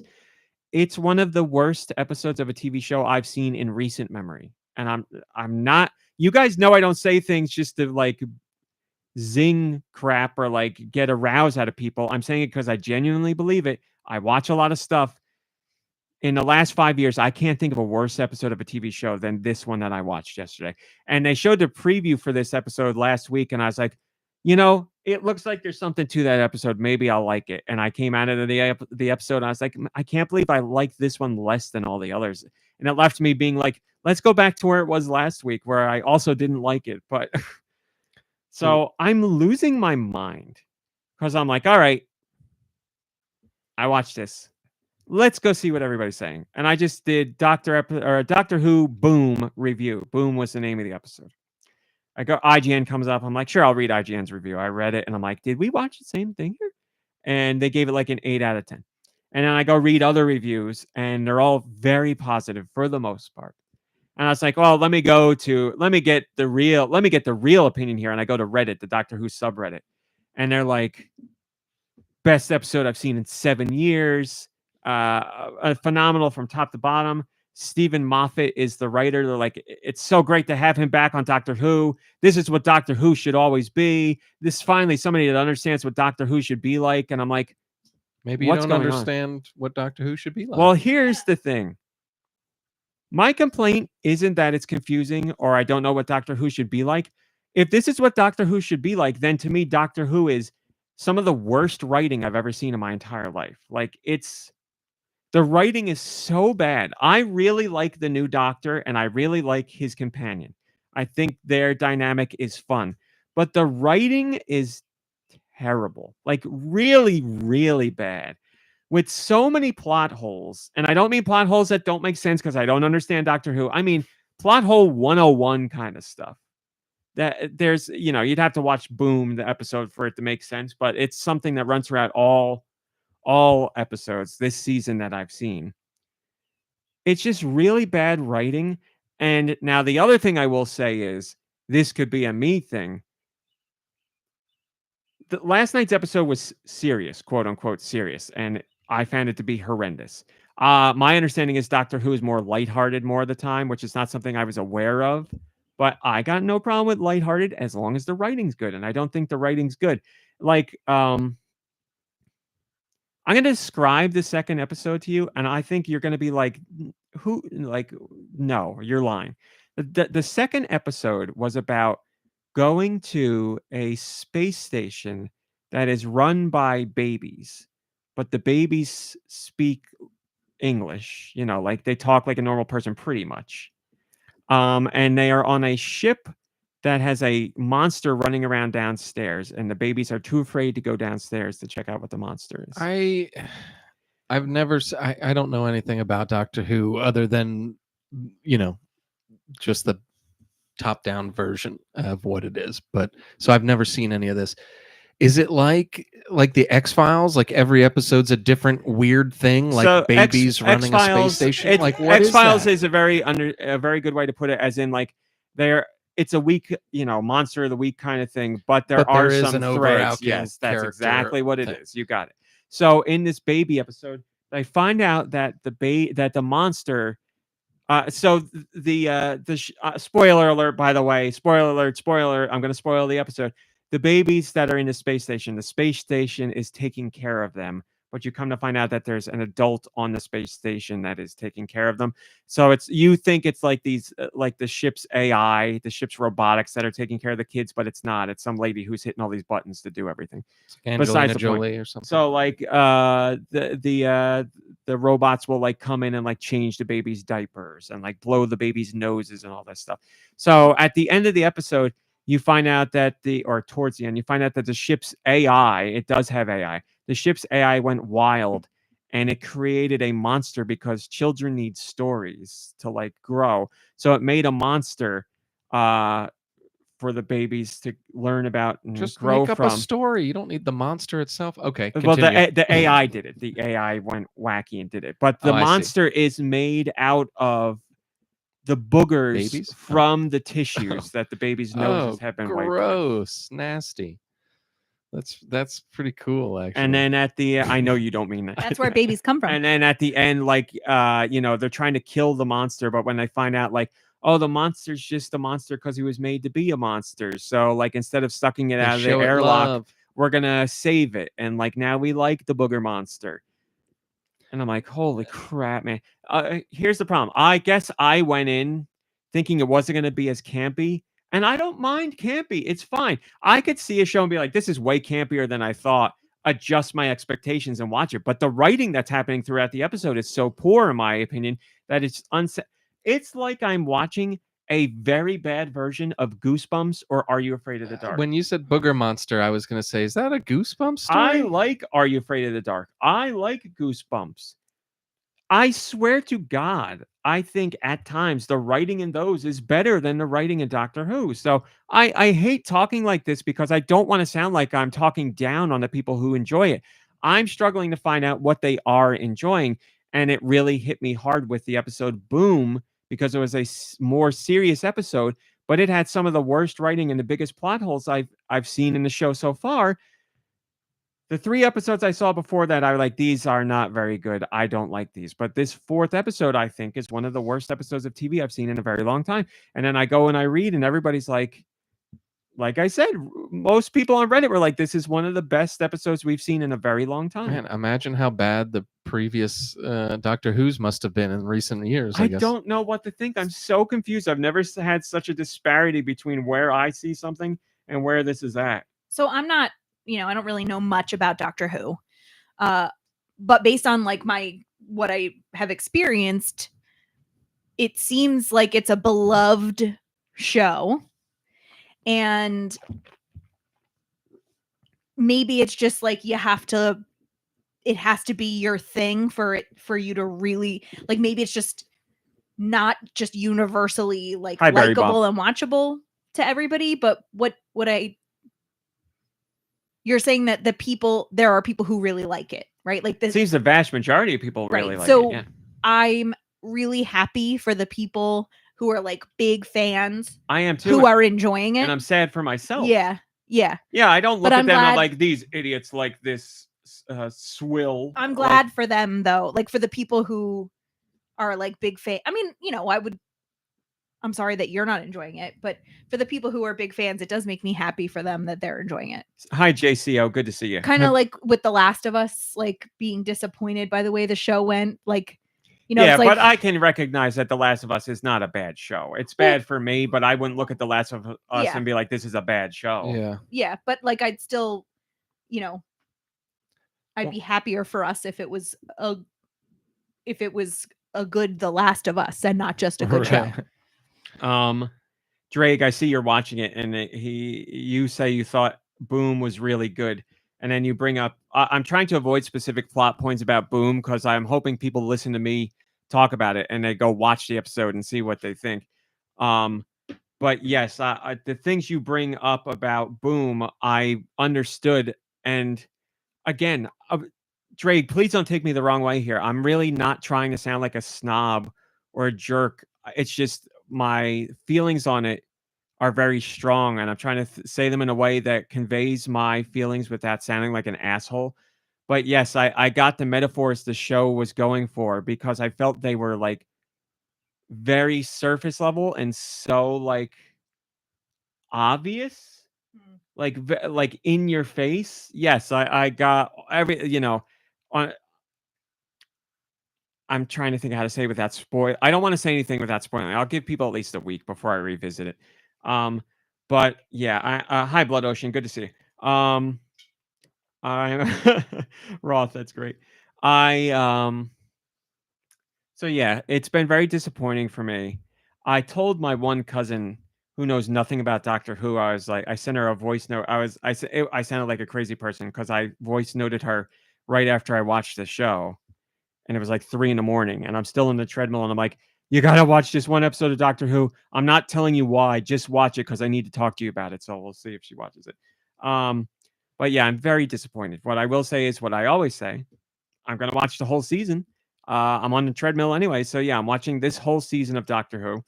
People talked to me about it on Patreon when I wrote about it. I didn't write about Boom because I had only seen the first 3 episodes. So if anything, my opinion has only fallen since I wrote the thing on Patreon. But I'm staying with it the whole season.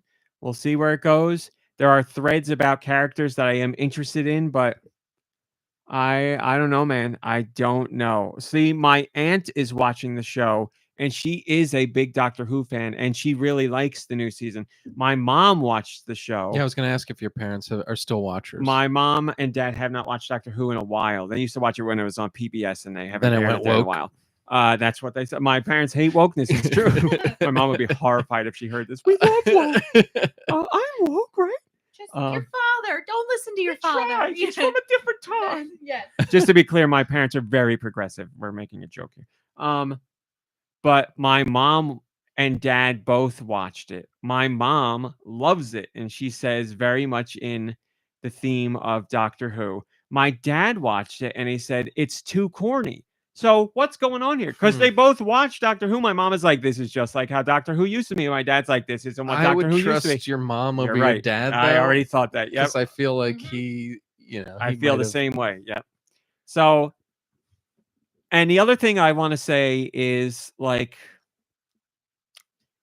I don't have a problem with shows that explain things with technobabble, or to be specific, treknobabble. I am a fan of Star Trek in some of its iterations, and I know there are certain things that are solved by treknobabble, where they're like the, pulse absorbiter was out of whack, and we synchronized it with the lithium crystal, and everything worked out. That's fine. I don't care. As long as like the heart of the story is there and the story is interesting and the writing is good, I'm okay with that. So that's where if they explain things in Doctor Who, if they explained things in Doctor Who with explanations that are all techno speak that don't really mean anything, that's fine. That doesn't bother me. But that's not what's going on here. So what I will say is, in which I've talked about it before, Do made a great example of the X-Files, where there's things that are explained and not explained with, sometimes, for lack of a better term, nonsensical things. But the story and the journey that you're on is so well done that that doesn't matter. That's not the point of it. But Doctor Who is missing that for me. The writing is not there. So all I can keep thinking of is the Orville, because the Orville is much like Star Trek, and the writing in the Orville for me is definitely there. And it has its episodes that have metaphors and are telling, like, metaphors that don't punch you in the face. They're a little more subtle, and maybe that's another thing that's just for me. And I appreciate subtlety more than in your face. What's the word I'm looking for?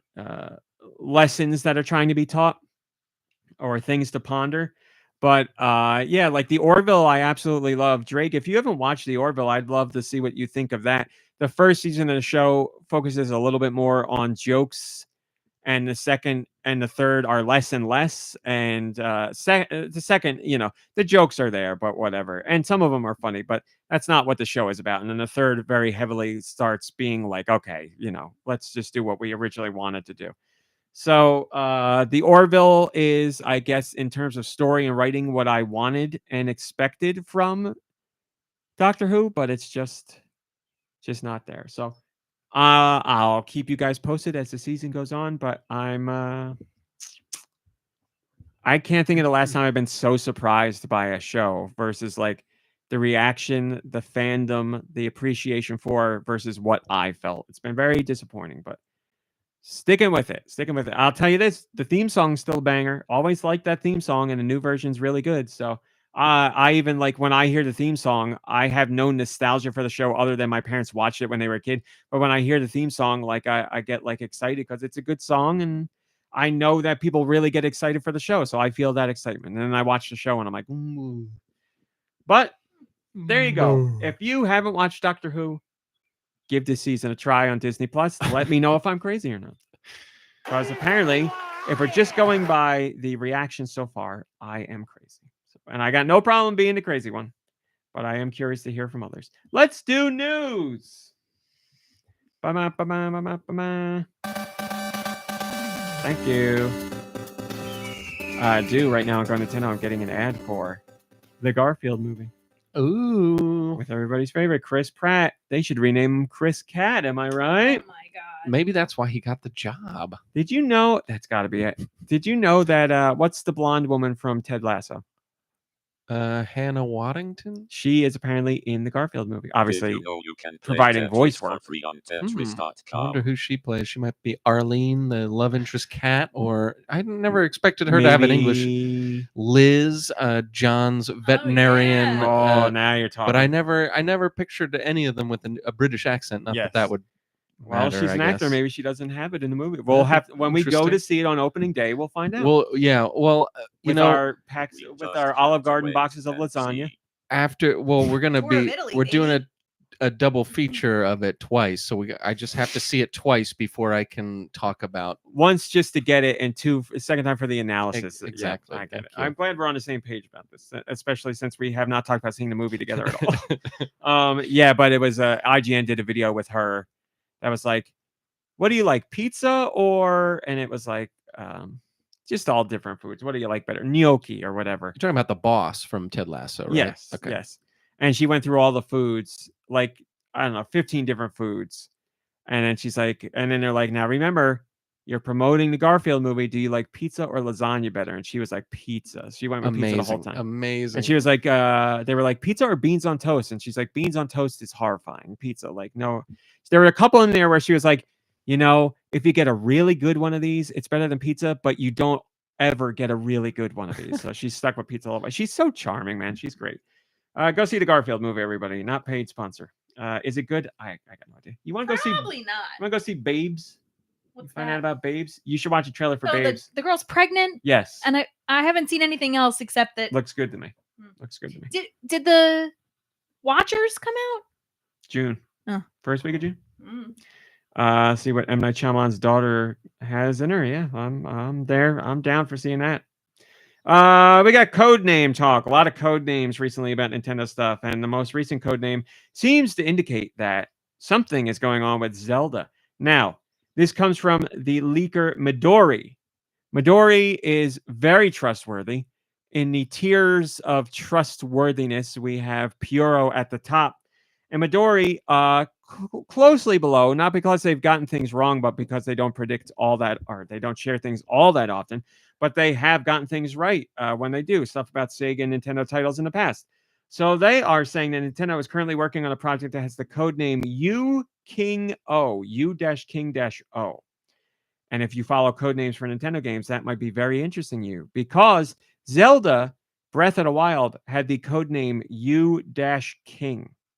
We also know that when Nintendo does code names, when they add a dash and another letter, that means a port. So the code name for Captain Toad Treasure Tracker was Canopio. But codename Treasure Tracker received a port to the Switch and the 3DS. Those code names were Canopio S and Canopio C, because the Switch and the codename of the 3DS, I believe, was Citra.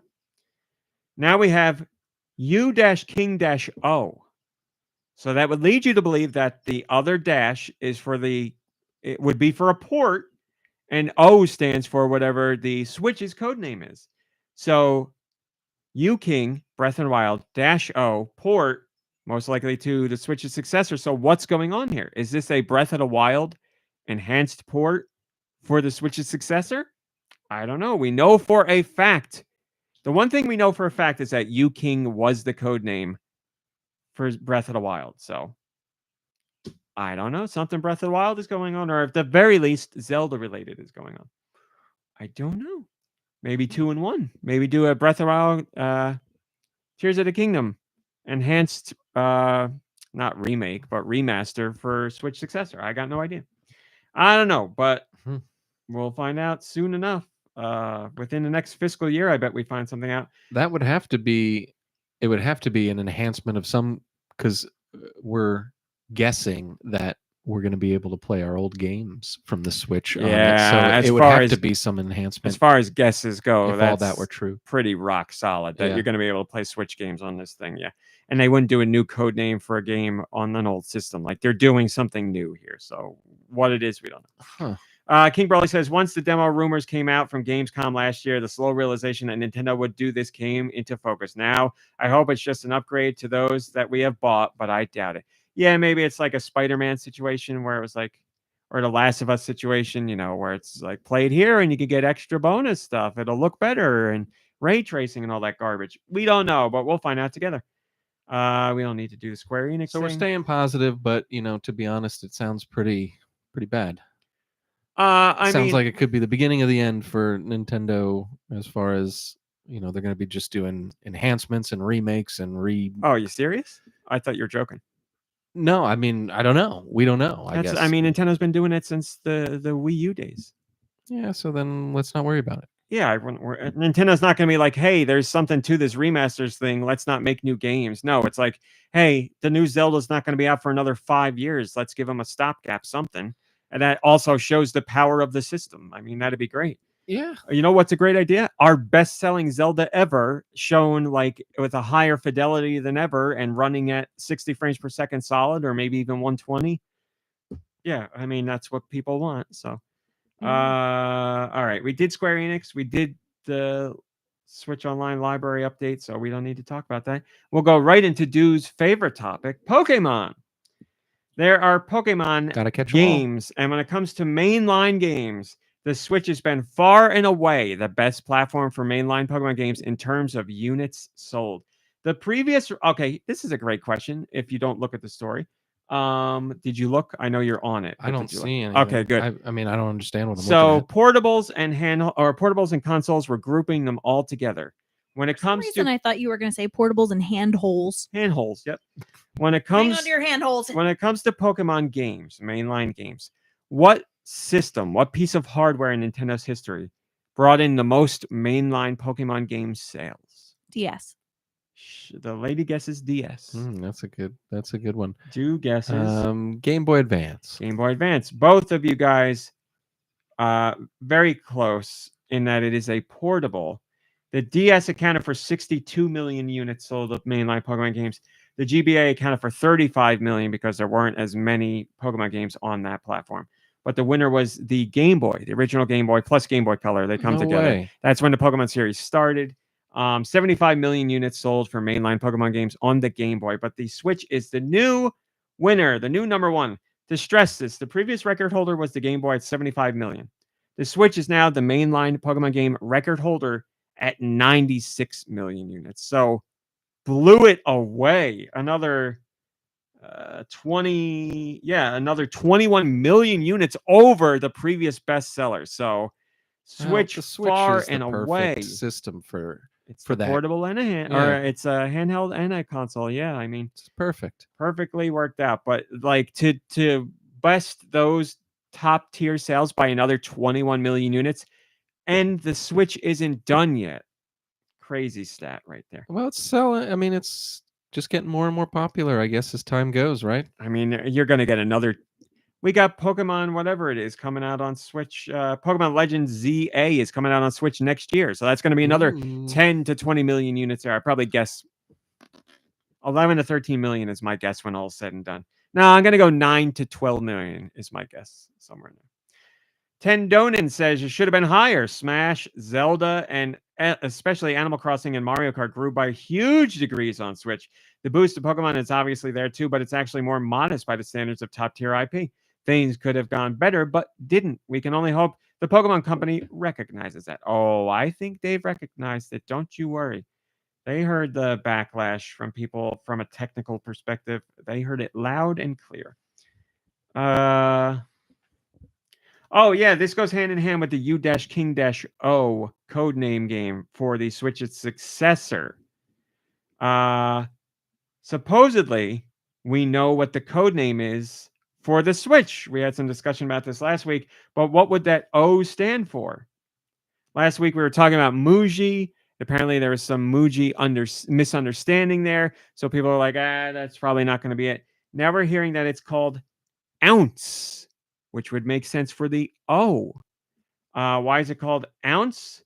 Well, again, this comes from Midori. We don't have anything official, but it could be because, quote, Nintendo was able to put stronger hardware into a portable device that is still not too heavy to use, end quote. So Ounce would be a little playful thing for Nintendo to call it. That's so Nintendo to me.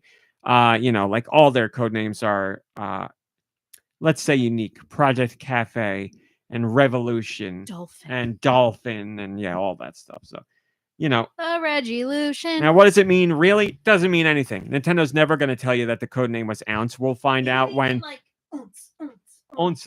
When people get the system and tear it open, there will be something on the board in there that says what the code name is. Or whenever people crack the system and get into the, they get into the system and look into the software that's in it and break it apart and go in code by code or line by line for code and stuff. Then they'll find out the code name in there. But Nintendo will never come out and say, yes, this was the code name for the system, because Nintendo doesn't talk about that stuff ever.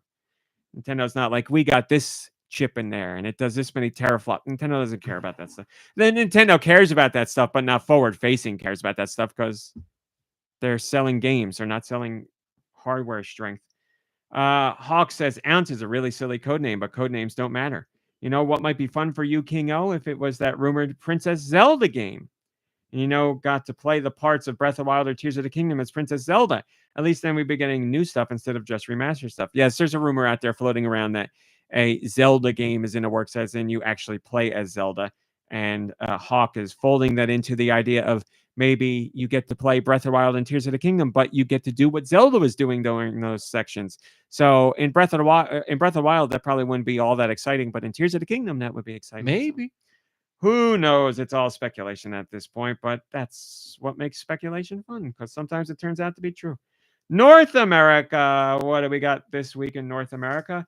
I will tell you, and I don't know where that music is. Mom Brain does, I'm sure. Good luck. You put it on. Music and sounds. That sounds like it. Found it. Great job. Thanks for the good luck.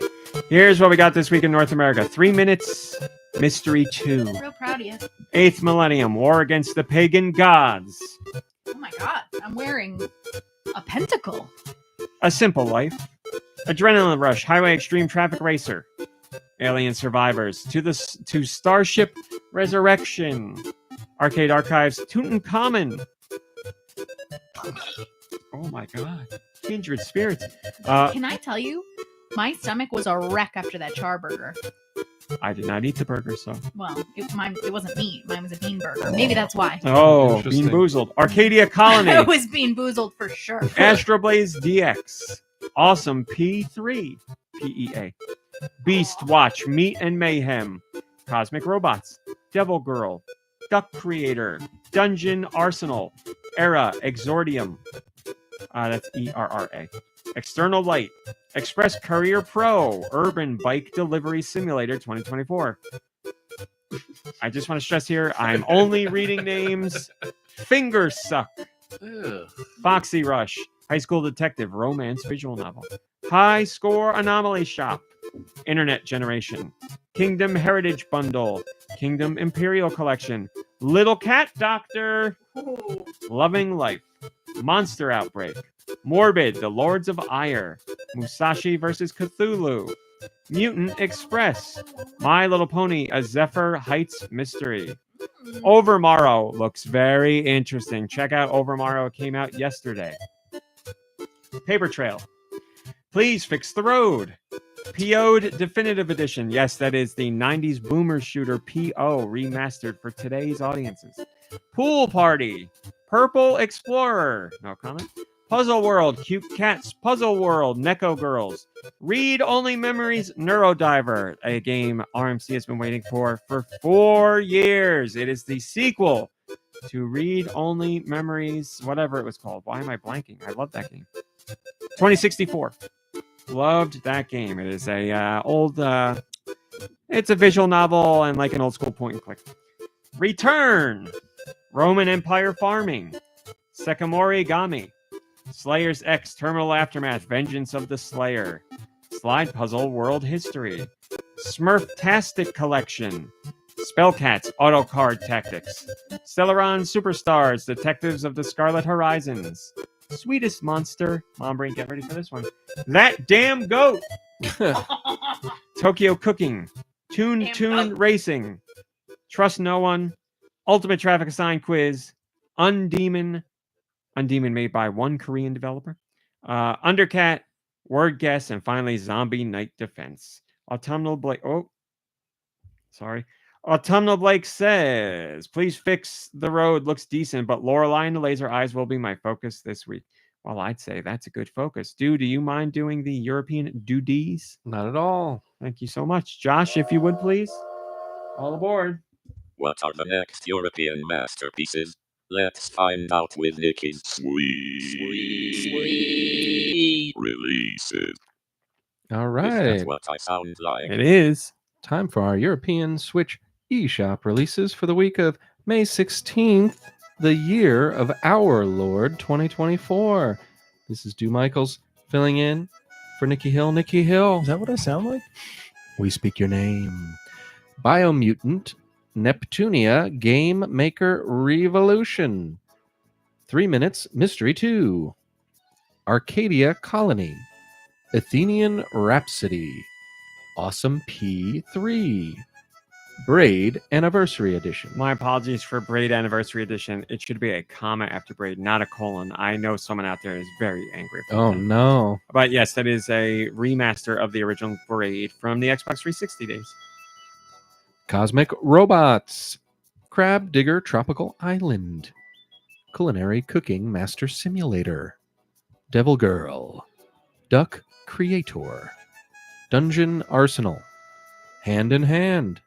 High School Detective Romance Visual Novel. Hotel Hustle. Internet Generations. Kingdom Heritage Collection. Kingdom Imperial Collection. Little Cat Doctor. Lorelei and the Laser Eyes. Lisfanga, the Time Shift Warrior. Mars Farming 2034. Merge Z, Monster Outbreak, Musashi versus Cthulhu, Mutant Express, My Incubi Harem. Okay. It is what you think it is. We'll get Nikki Hill on that one. Mm-hmm. Please Fix the Road, PO'd Definitive Edition, Pool Party, Purple Explorer, Puzzle World, Cute Cats, Puzzle World, Neko Girls. Is it Neko? Yes. Qualia, The Path of Promise, Read Only Memories, Neurodriver, Neurodiver. Just want to. Neurodiver. Can you imagine if someone was looking for the Neurodriver and they saw Neurodiver and they'd be like, "This isn't That's the same not game. it. I'm not going to I'm buy here it." to drive, not to swim. Thank you, RMC. We got to make sure people play that.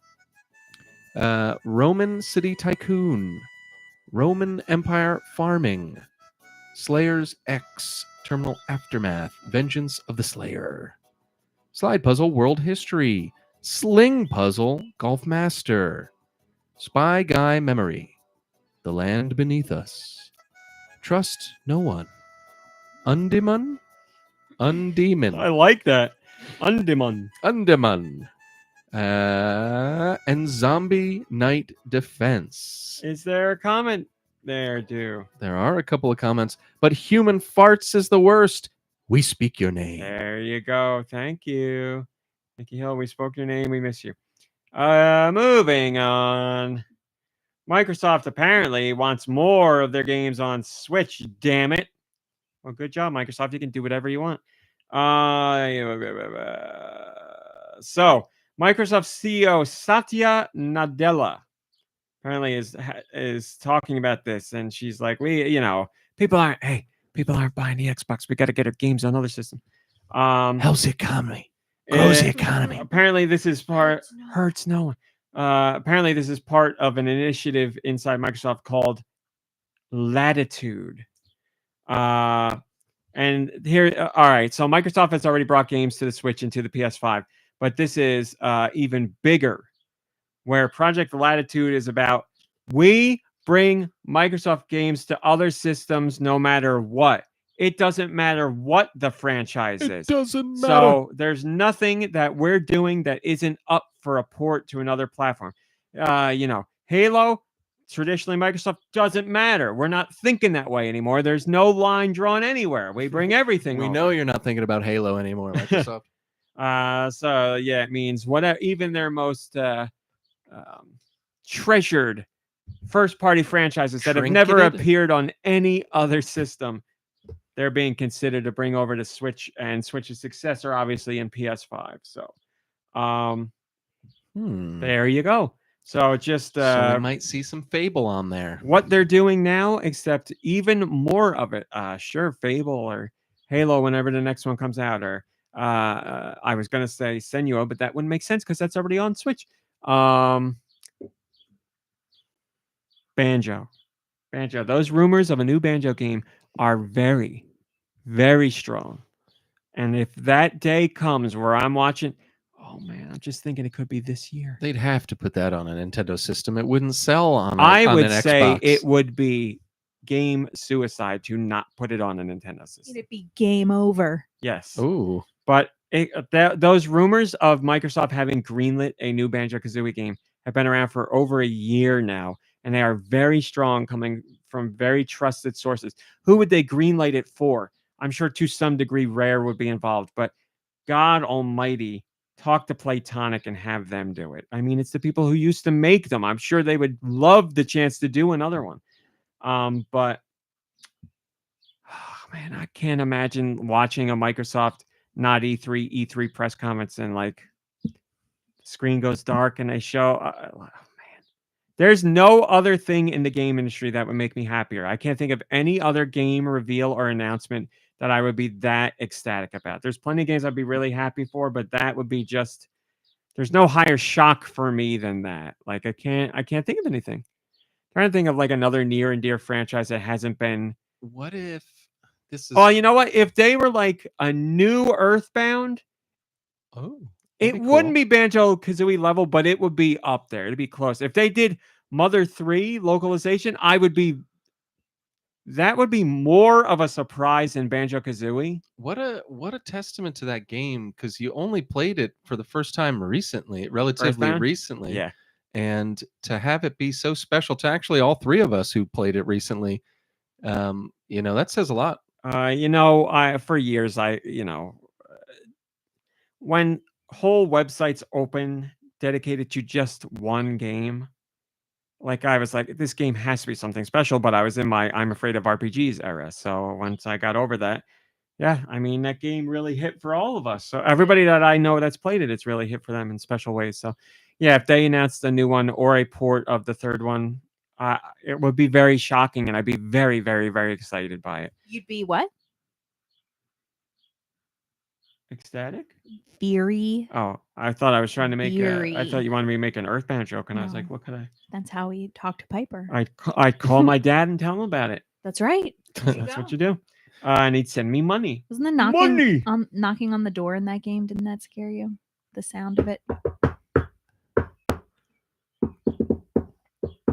That's how the knocks go. What game had the door knocking that scared you? Door knocking. Boy that and His scared me. Blob? No. Or am I thinking of something else?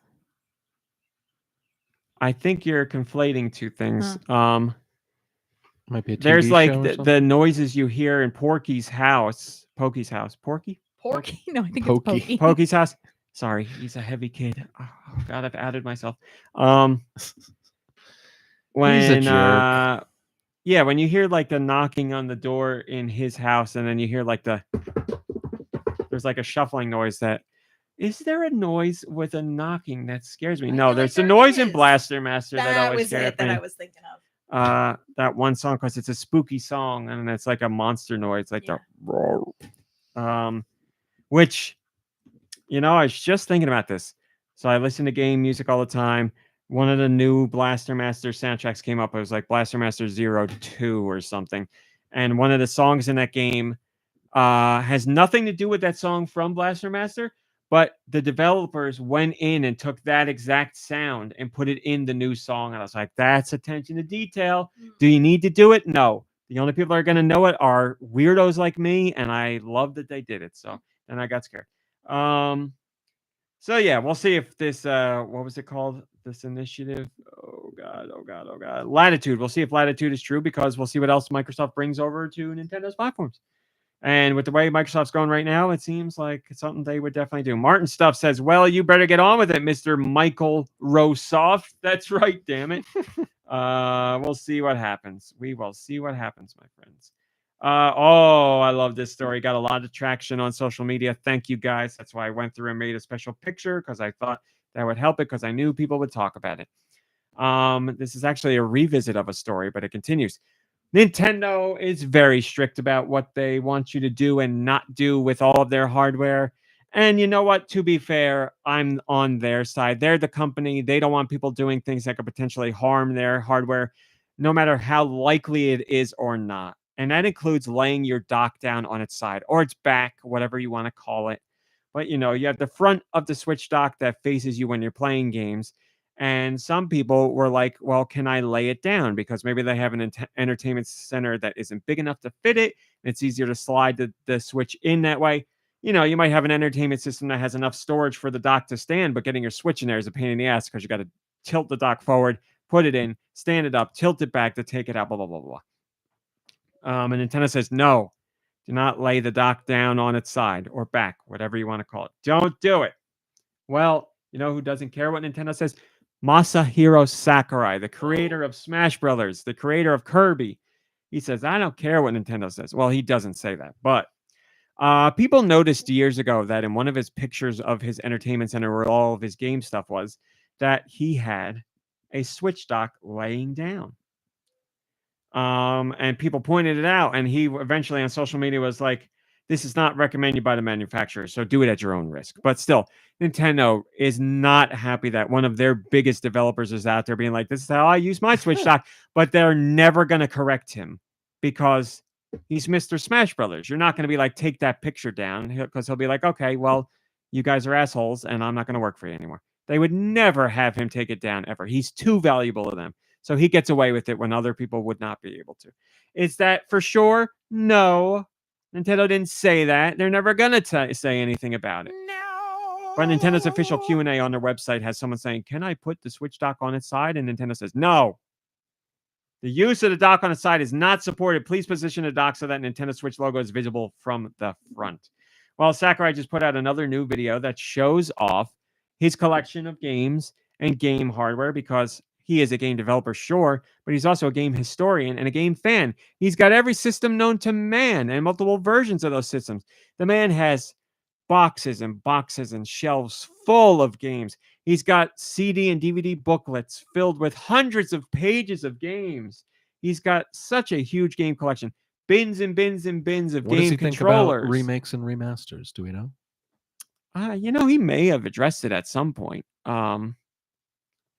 There are Kirby remakes and remasters. He doesn't work on Kirby anymore, but he's probably all right with it. He's just a gamer. He's got in general. every other game ever made, so he doesn't have to worry about it. And yeah. But in this video, when he's showing off all of his stuff, he shows off the Switch because he's like, "Here's my PS3. Here's my PS4. Here's my Switch," and it's laying down in the dock. And he goes, "It works perfectly fine on its side, but I can also stand it up if need I don't be." know. Maybe his wife doesn't like the way it looks, and she wants him to hide it as much as possible. If she wants Things him, have been known to happen. I get what you're doing, but A, I don't know if he's married. He probably is married, but B, if she wants him to hide his stuff, then she's picked the worst man in the world to do it because his whole house is filled with like every room. He's got multiple rooms for his game stuff set up, and it's all out in the open. So you should watch the video. It's really interesting because he's got a really nice setup for stuff. And I look at it, and I'm like, this guy, he's really got it going. And like everything is hooked up. Like there's nothing there that's just for display. Like all the systems are ready to go. When he wants to play, he just plays it. So that'd be funny Sakurai's if he did have a wife and his house is like that, but there's just something about the Switch that she doesn't like. So that one she's has like, to put be that face down, please. Yeah, he does have the Smash Brothers Switch dock, which has the picture on the front, and she's like, no, put that. That game you made, I don't want to see that. Flip it over. I don't want to see your work at home. King Broly says, I agree with Nintendo on this for the Switch OLED model and dock, since that has air vents on the back, while the older ones does not. Here is the truth. Nintendo says, don't do it. Nintendo has a reason for saying don't do it. They don't want you to damage your hardware. Is it going to damage it? Maybe, potentially, not very likely, but still possible. You know, you can damage your Switch and the Switch dock by it being in a dusty environment or a dirty environment. Whole bunch of ways. So basically, use the way the Switch is intended to be used, as Nintendo says, but the truth is, you spent your money. Use it however you want. I don't really care. You spent the money. Do whatever you want with it. Just if you want to follow what Nintendo says and give your system the best chance of working as it should, Nintendo says don't do that. So don't do what Donnie Don't does. We're not going to do that. And then our last top story is about this man known as Shigeru Miyamoto. He is not Link, but he does know him. Miyamoto is working on, of all things, the Zelda movie right now. Sony Motion Pictures Group chairman Tom Rothman was talking about Sony's various movie projects and how he knows the Zelda movie is going to be a hit. And Deadline, the website Deadline, asked him, how do you know? How do you know people shouldn't be worried about this? How do you know? And he said this, quote, because the movie is being developed and made in the closest possible collaboration with Nintendo's video game designer, Shigeru Miyamoto. He's a true genius in that world. And it's really his strong vision that is motivating the movie. He created it and understands it thoroughly. You only look at the results of the Super Mario Brothers movie to see. Great argument all around. They're like, hey, Miyamoto, he made the damn game. He's working on this movie as close as we can possibly get to him. He oversaw the Mario movie. Look at the $1.4 billion that made. What more do you need? So, strong argument, but I'll never not be tickled by Sony saying they're working with Miyamoto. He's a true genius in that world. I know it's Sony movie division versus Sony game division, but it's all under the Sony umbrella. And it's just so funny to me for Sony to be like, we make the PS5. It's the best. Also, here's Miyamoto. No one's better at making games than him. So just tickles me. And you know what? Mr. Rothman doesn't know two craps about video games. Oh I guarantee my goodness. it. So, watch your mouth. you hear me, Rothman? I've always had it out for you. This is the first time I heard the man's name. Joe Shabadoo says, interesting that he wouldn't name drop Al Newman, the steward of the franchise for now, the majority of its existence, but I understand why. Miyamoto gave birth to it, and it's more of a household name. I'm sure Al Newman is involved. I'm sure A. Newman is involved as well. I don't know to what degree, but yes, I'm sure he's going to talk about the movie and is involved in the movie's development and reference for characters and stuff. I guarantee you. So when Chris Pratt is learning what Link is like, he'll talk to Al Newman to get the details. Sure. Yeah. And there you go. That's it. What's up? What are you looking for? Just looking. What do you want? You want a straw? We got a whole bunch back there. No, thank you. Mom Breen, what have you been playing? Nothing. Okay. Oh, well, I mean, I played Lorelei and Laser Eyes a little bit with you jointly guys, without the use of the controller, but yes. the way I like it. Once the game's been out for a bit, we got to talk about that puzzle solve you did because it was great. Dude, what have you been playing? Played some Animal Crossing New Horizons and was surprised today to find out that I guess it's Museum Day or something like that. So for the next 2 weeks, yes, there's some sort of museum appreciation day happening every single day. Nintendo does that in real life because of Animal Crossing. They've teamed with museums and aquariums to host like an Animal Crossing thing where you can go and get stamps in your book or something. Probably. Who runs the museum? Blathers. Is it Blathers? Yeah.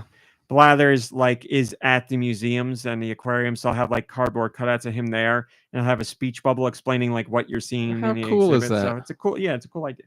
Yeah, it was cute. I went to the museum and he said, walk through the museums and get your book stamped, and there's just little kiosks, and I think it's just a way to get you to walk through the museum or something, because you don't have to do anything but go up to these little kiosks and they stamp it. I love walking through it's great. The museum. It's like so soothing, and especially after you've been playing for a while and you've got it very filled up. Yeah. There's one room in particular with all your butterflies that's just so awesome. So I actually enjoyed doing that, and got my stamps for today, and I was like, well, that's it for 2 weeks. And he was like, oh, come back tomorrow and there'll be new stamps. And I was like, oh, okay. Blood Ocean is exactly like me. Blood Ocean says you can learn about real sea life in the game. That's exactly what I would think. I'd be like, why I gotta go to a museum? It's right here. I get it. Yeah, so it was cool. There's always something going on with Animal Crossing. Played some Fortnite. We've been having fun with that. Just trying to get to level 200. I'm about a level 190 or 191 right now. For no reason, just enjoy playing it. Every day I do the daily quests, and every week I do the weekly quests, and that's how you do it. They have it.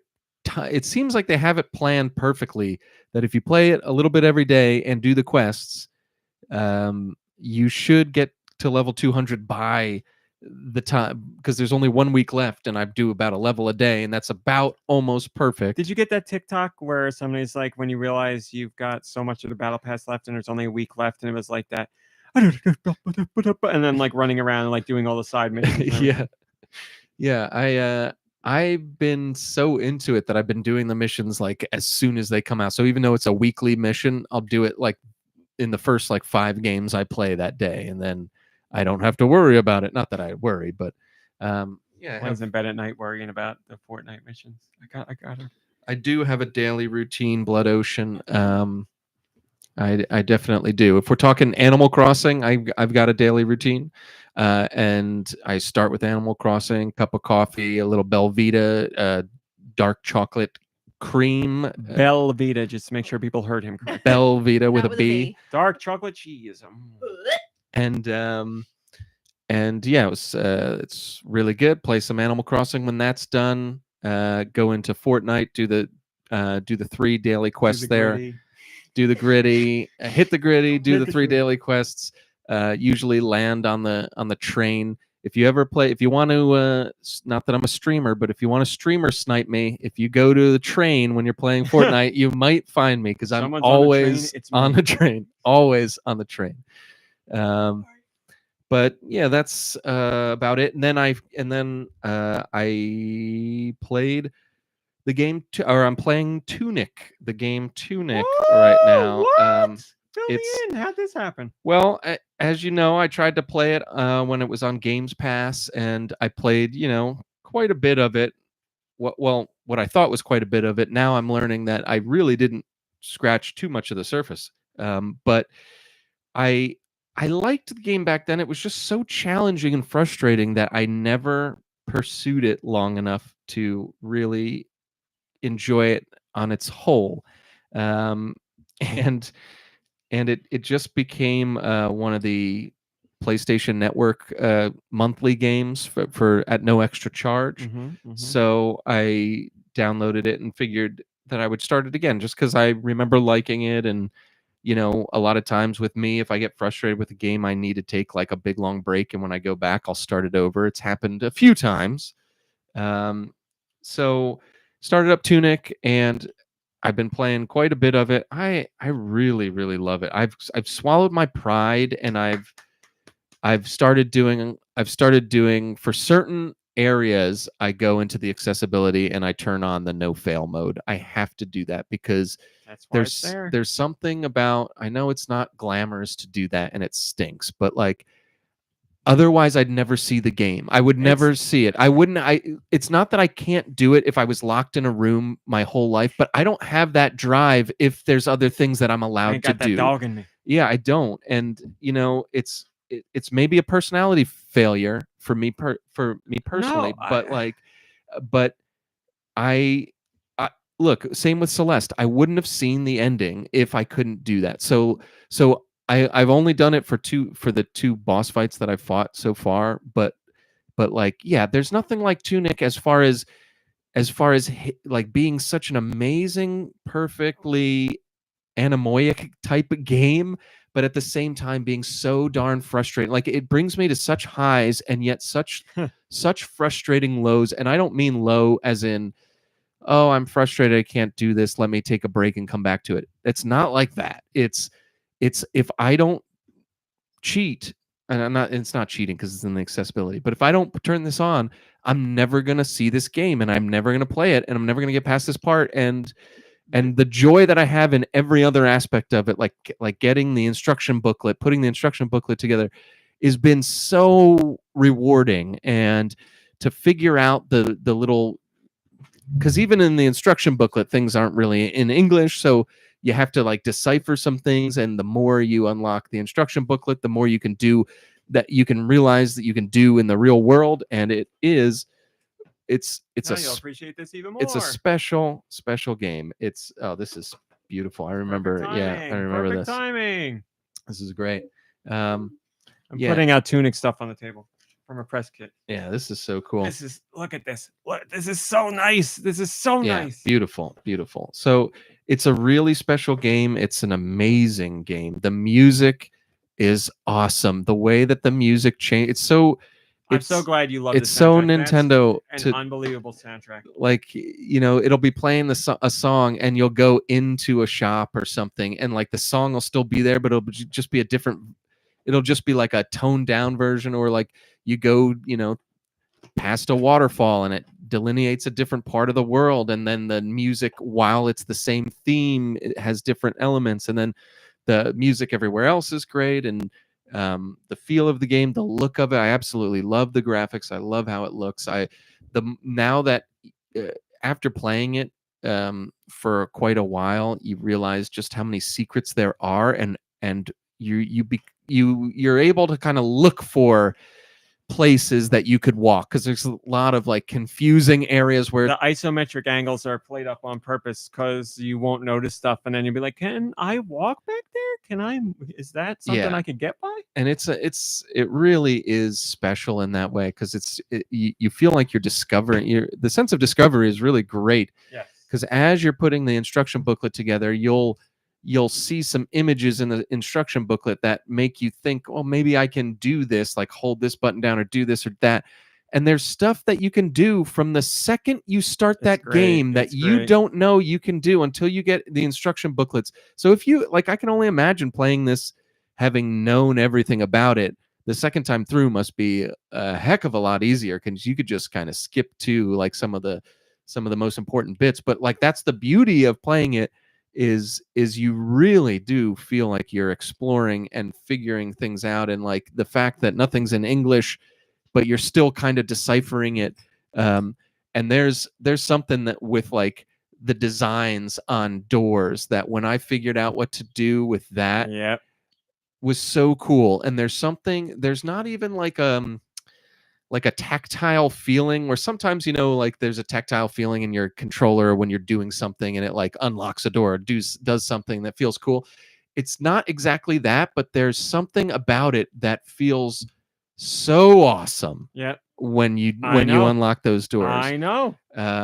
Really is great. The sense of discovery in that game where you see things all over the place and you're like, I wonder what you do with that. I wonder what that means. I wonder how this works. And then when you do figure it out through like an instruction booklet page or whatever, context clues, and you like it all clicks, you're like, holy crap, man. Like you said, there's certain things you learn in the game after you've played for hours and you're like, I could have done this literally as soon as the game started and I didn't know. That's great. The way it teaches you, what you said is exactly right, and you couldn't have explained it better. Looking at the instruction page booklets, and you see like even like a piece of art where you're like, "What's the fox doing here?" And you're like, "Can I do that?" And then you go try it, and you're like, "Oh my god, I didn't know you could do that." I love it.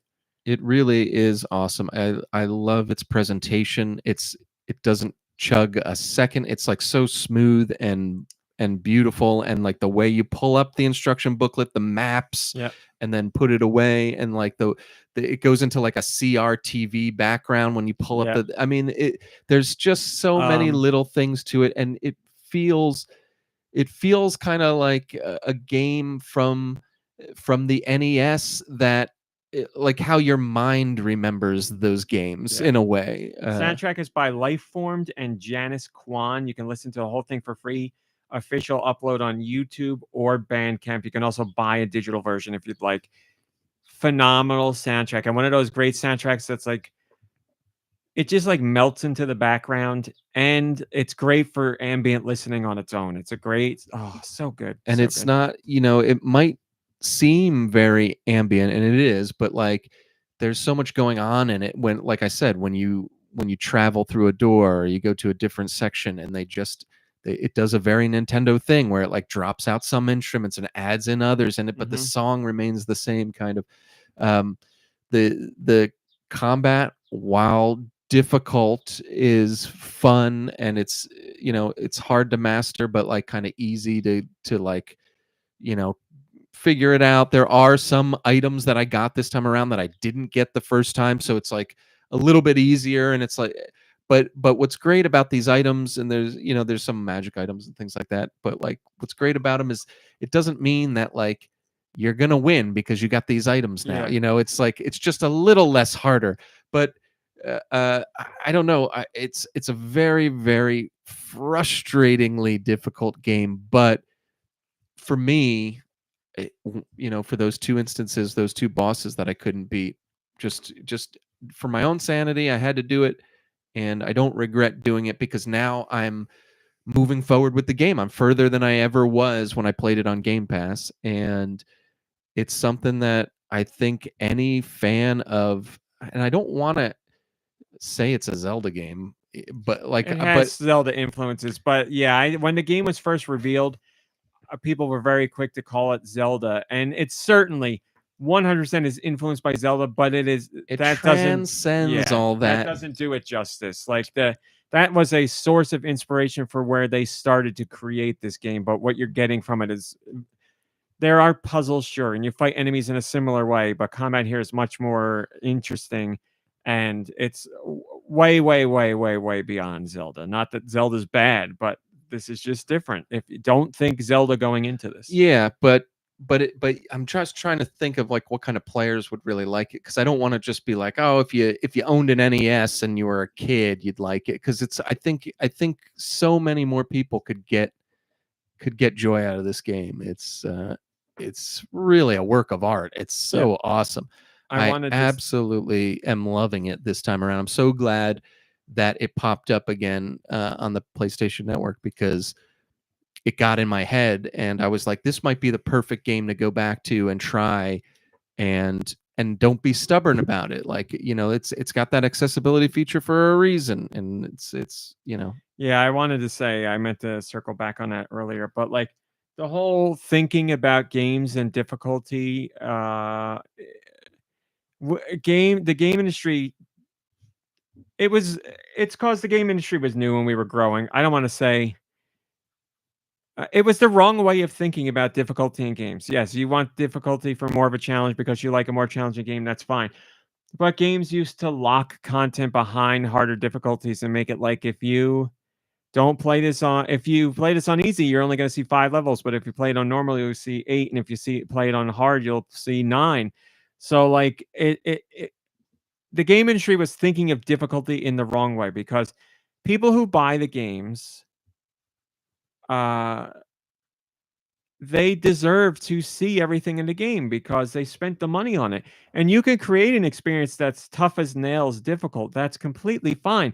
But adding in things to alleviate that pain or difficulty for players when they want to use it, that's the right way to handle things. We've thought of it like before in a toxic way. And I was there too. When I was growing up, I was like, oh, you played it on easy? That's lame. I played on normal. You can't play normal. That was the wrong toxic way of thinking about things.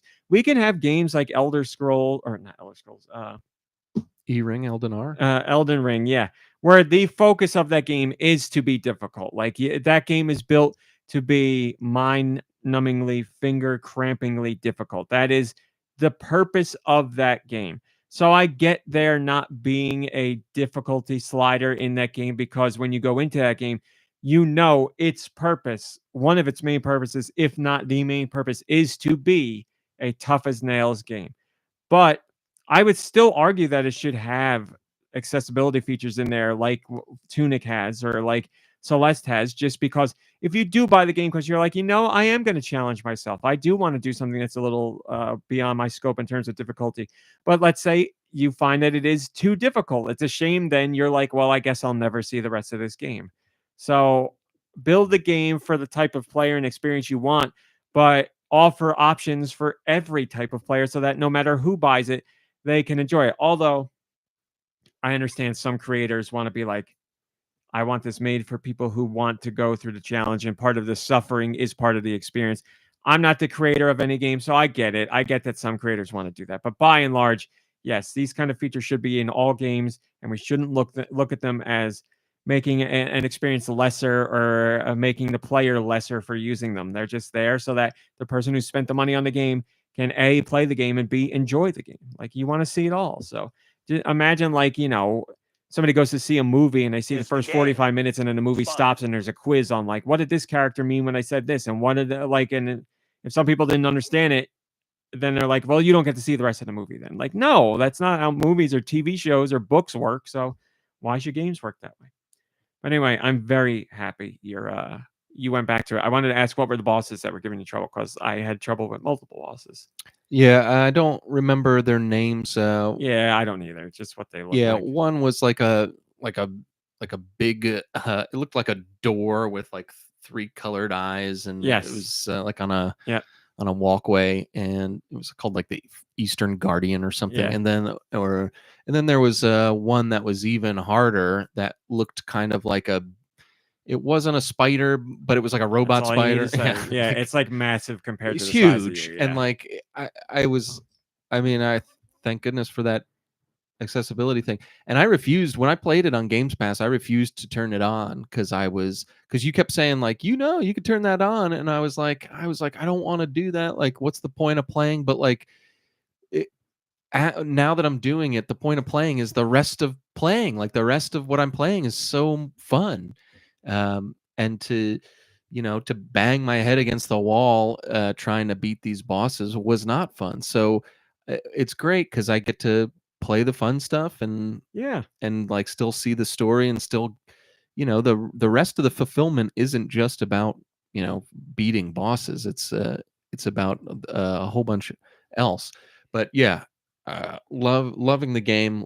It really is gorgeous. It's an achievement for I don't know. It's a great video game. So I'm sure. Yeah, it looks even more impressive on PlayStation. I played it on Switch, so you're getting a better frame rate without a doubt. But I thought it's a gorgeous looking game on Switch. The art style is great no matter where you play the game, but yes, a higher fidelity on PlayStation and a better frame rate. So they make for a more pleasing experience visually. Yeah, it's a beaut. So thank you for listening to me ramble about that stuff. RMC, tell us how you be. Thanks for asking. I have some stuff to talk about. I played Fortnite, obviously, because we always play Fortnite. I have a great Fortnite story that I wanted to share on a podcast. I already shared it with Mom Brain. So what usually happens with me is I play Fortnite with friends, and then I play Fortnite with family. And one family night, it was my cousin and his daughter. What is she to me? I don't know, because I never remember what those things are called. But anyway, we were playing, and we always go out of our way to reboot everybody because we want the whole team there. But unfortunately, we had a game where she could not get rebooted, and we felt bad. And it would normally be our last game. It was like it ended at like 12:45, and I said to her, I was like, that can't be the last game, because you didn't really get to play. And she's like, oh, but I gotta go to bed. I was like, don't go to bed. Let's do one more. We're gonna win it. It's gonna be great. And she was like, okay, we'll do it. So all that night, most of our conversation was about how hungry we all were. My cousin was like, I really want a brownie. I'm starving. And his daughter was like, I want a chopped cheese. I want a chopped cheese so bad. So we started playing this game, and I was like, if we win, you're getting that chopped cheese. She lives somewhere that has a place that's open 24 hours, and she can get a chopped cheese whenever she wants. I said, if we win, you're getting that damn chopped cheese. And she's like, oh, but then I got to put pants on and go. And I was like, I don't care. You're getting the chopped cheese. And she's like, okay, if we win, I'll get the chopped cheese. So in my mind, I'm like, there's no other option. We got to win. So we were playing. She got killed eventually, and she was out of it, but she's still watching. It's me and my cousin playing. We were playing, no joke, some of the craziest players I've ever. I was like, why did these people have to be here when the chopped cheese is on the line? They were insane. Chains of Hades going at me, yanking me back towards them, blasting me in the face with a shotgun. And there were 3 teams left, 8 people. So it was 2 and what? We were doing trios. So 3, 6, 7, 8. Yeah. So 2 teams of 3, and then me and my cousin. And they were going after me like crazy. And I like fell off the side of a cliff, and they chained me back up, and I jumped off again on purpose, and I went behind a rock, and they chained me out from behind the rock and hit me with a shotgun. I had 14 health, give or take.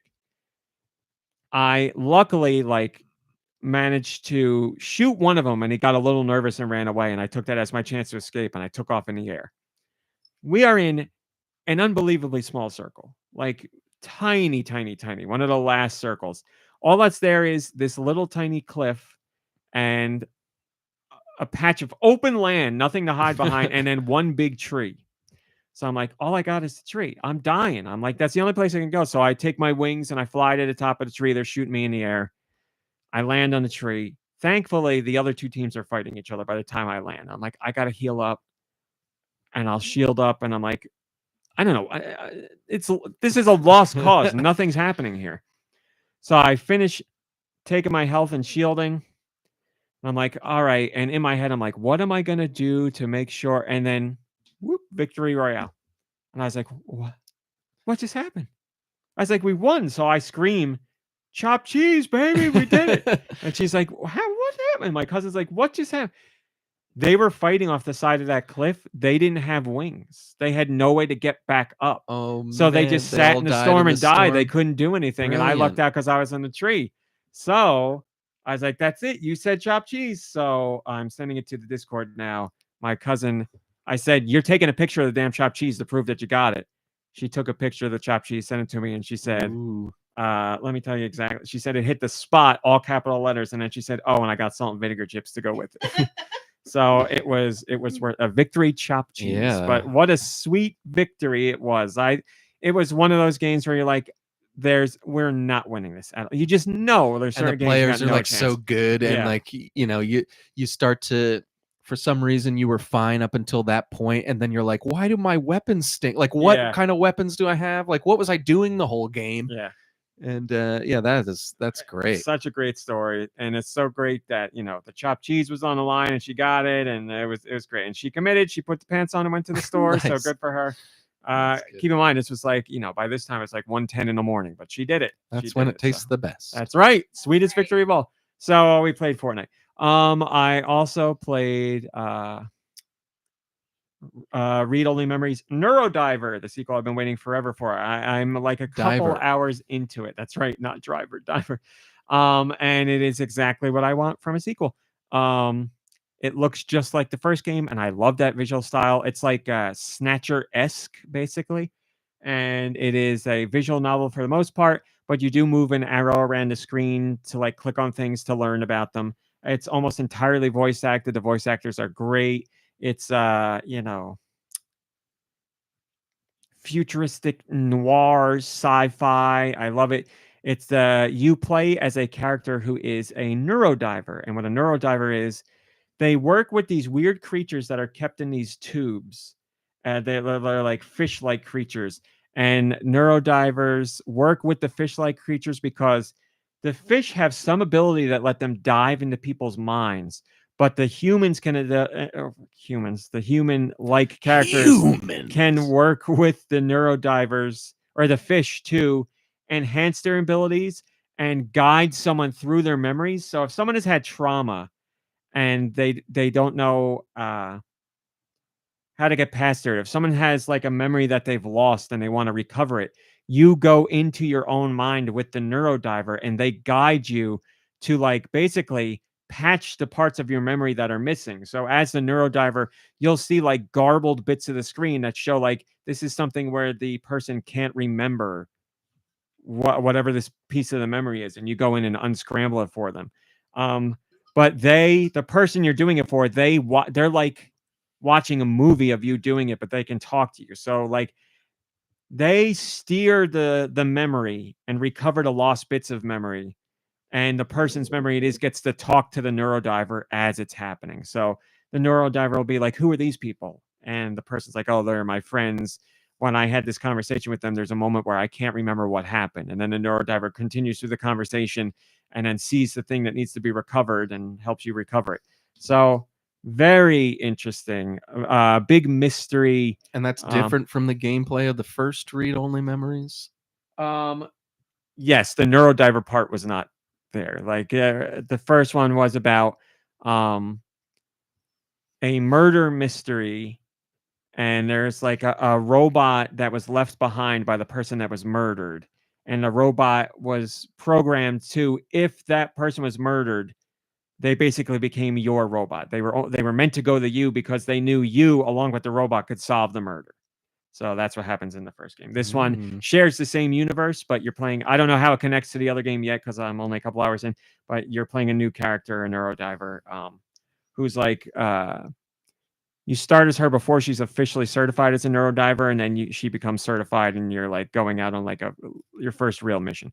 Love it. Love it. Just like I loved the first game. No complaints. The writing's stellar. The dialogue's really good. Soundtrack is killer, just like the first game. Soundtrack is so good. It's like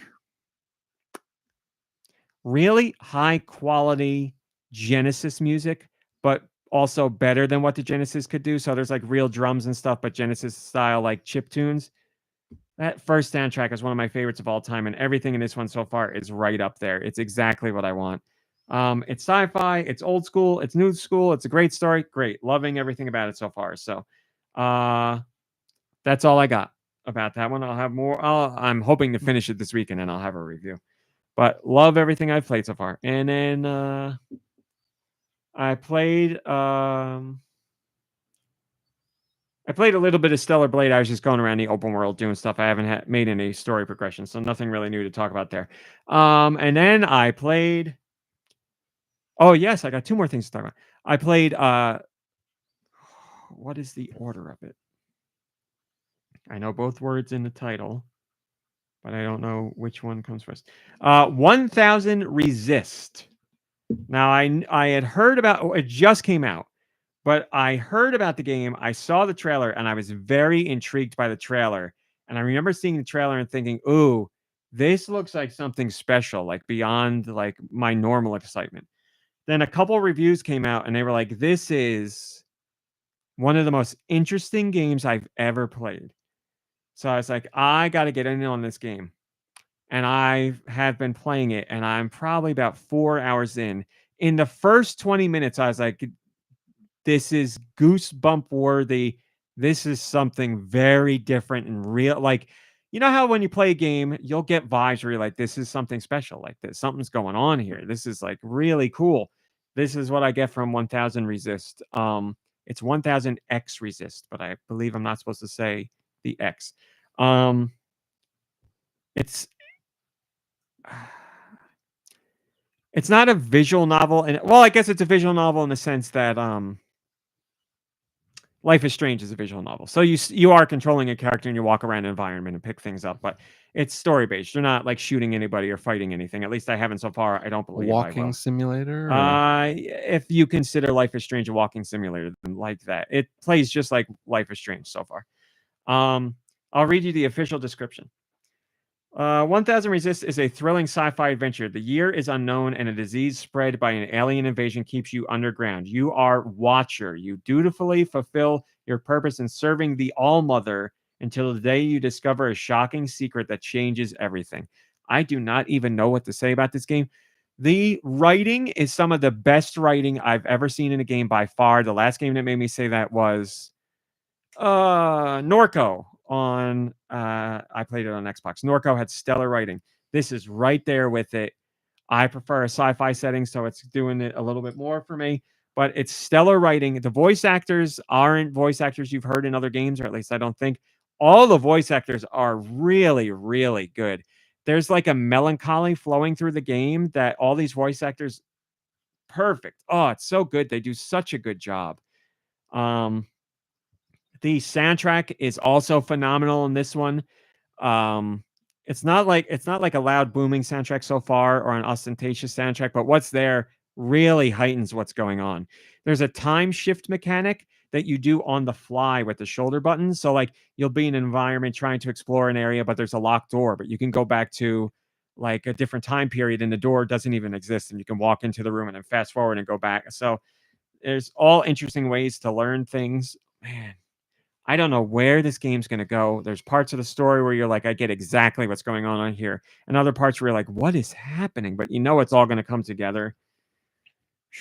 Are they sending you all these games? No, I bought this one.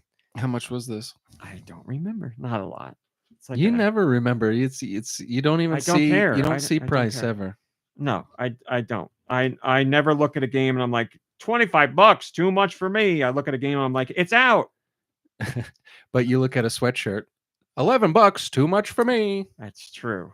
Well, for a sweatshirt, I wouldn't say that because that's a good price. But a t-shirt, I'd be like, How many times have we gone to Hot Topic where there's a shirt that I want and I'm like, it's $18. I've made poor mom brain walk into the same store like 3 times and I like pick up the I'm an idiot. I pick up the shirt and I look at it and I'm like, I want the shirt so bad. And I'm like, wait, my parents could get it for my birthday or something. It's a shirt. I need shirts, but I can't bring myself to do it. Months later, he's like, I should have gotten that shirt. But then when I go back, I get right there and I still don't buy the shirt. Yeah. Or like the last time it was like buy one, get one at 50% off. And he was like, I'll get the shirt if you see something you like for 50% off. I was like, but it's cheaper for you to just get the shirt you want than it is. Well, don't worry, because we didn't get any shirts. Yeah, because I didn't see a shirt I wanted. And I was like, yeah, it's cheaper that way. Like, sorry, I'm trying to get the price, but I have to log in to prove I'm an adult. I don't pay attention to the cost of books generally. Like, you know, like I'll go for like, if I'm getting a physical book and there's hardcover, I'll look for paperback. I will buy things at Aldi and Costco because the prices are always great. I'm always like, you could get this for $4. This is a steal. So Costco's not always great prices. More often than not, they are. You gotta look. Aldi, no question. Come on. I wish I got those Aldi sneakers. I know. Those things were awesome looking. 1000 Resist is currently on sale at a discounted price. It's normally $20. you get it 10% off, so it's $18 until the 23rd. Also, it will net $18. you. I could buy a shirt for that. It at will Hot Topic. net you 90 gold points as well, which is a decent amount. So I don't know how many gold points you got left right now, but you might be able to. I get the game believe for I nothing. used them all recently. Well, then $18 for you until the 23rd. So yeah, this game, I'm so excited to see where it goes.